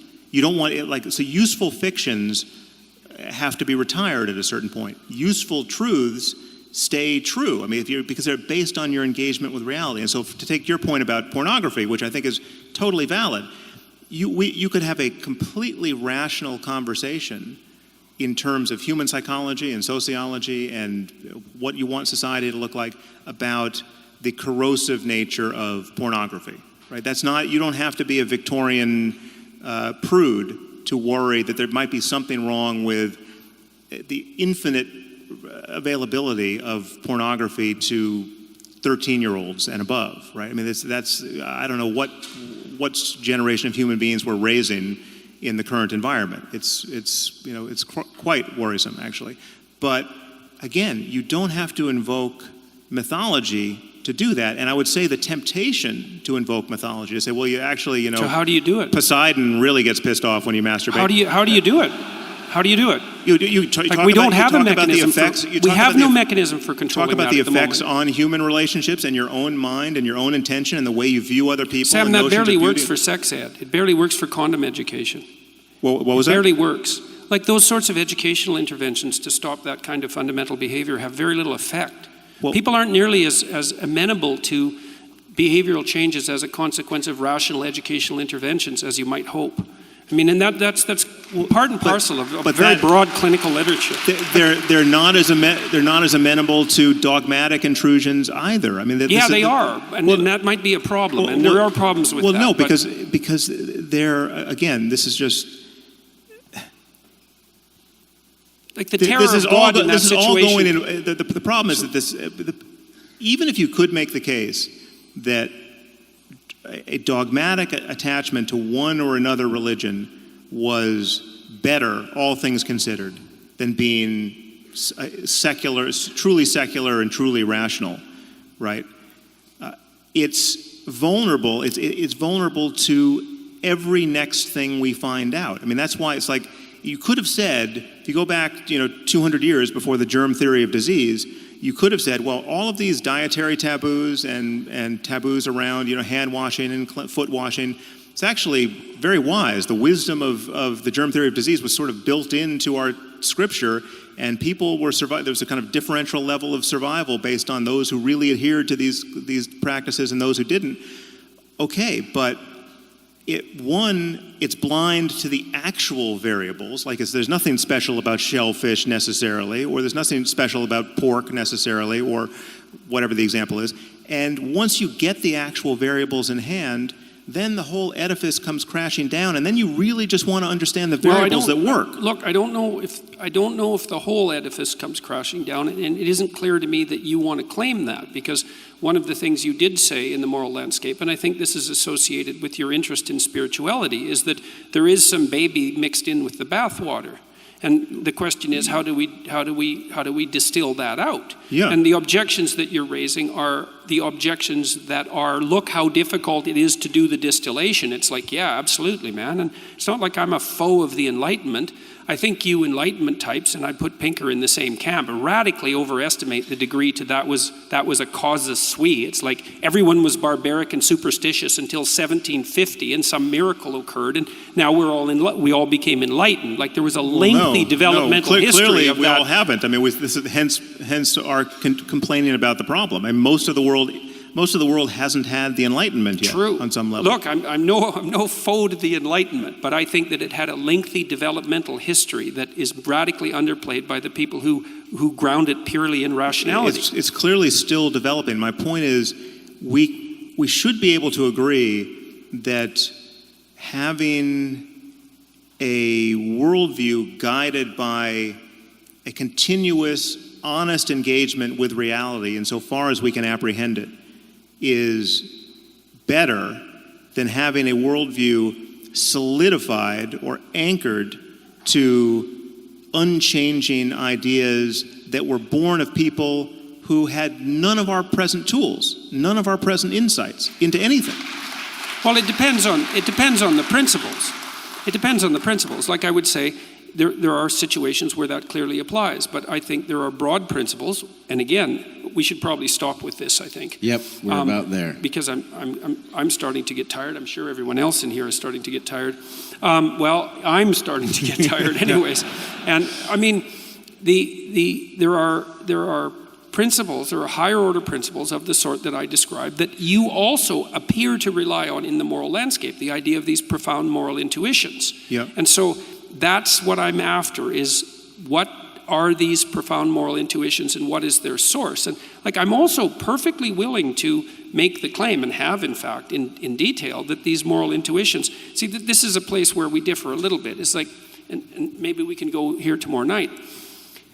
See, it seems to me that your argument is the facts are laying out there and you can extract out value from them, and we already described why you want to do that, because you want to at least not move into the nihilistic direction, and you want to ground them in some sort of reality. It's like, fair enough.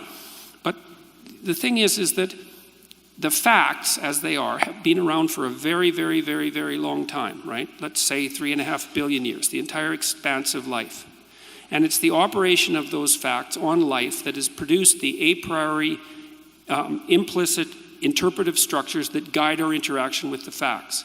And those a priori implicit structures that have emerged out of this evolutionary course have a structure that mediates between us and the facts that cannot be derived from the facts at hand.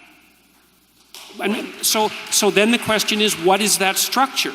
And it's in both of our interests to get that right, because you use that as the source of moral intuition. It's like, right, agreed, that's the source of moral intuition. So, well, clearly we need to table this for tomorrow night, but that's a good...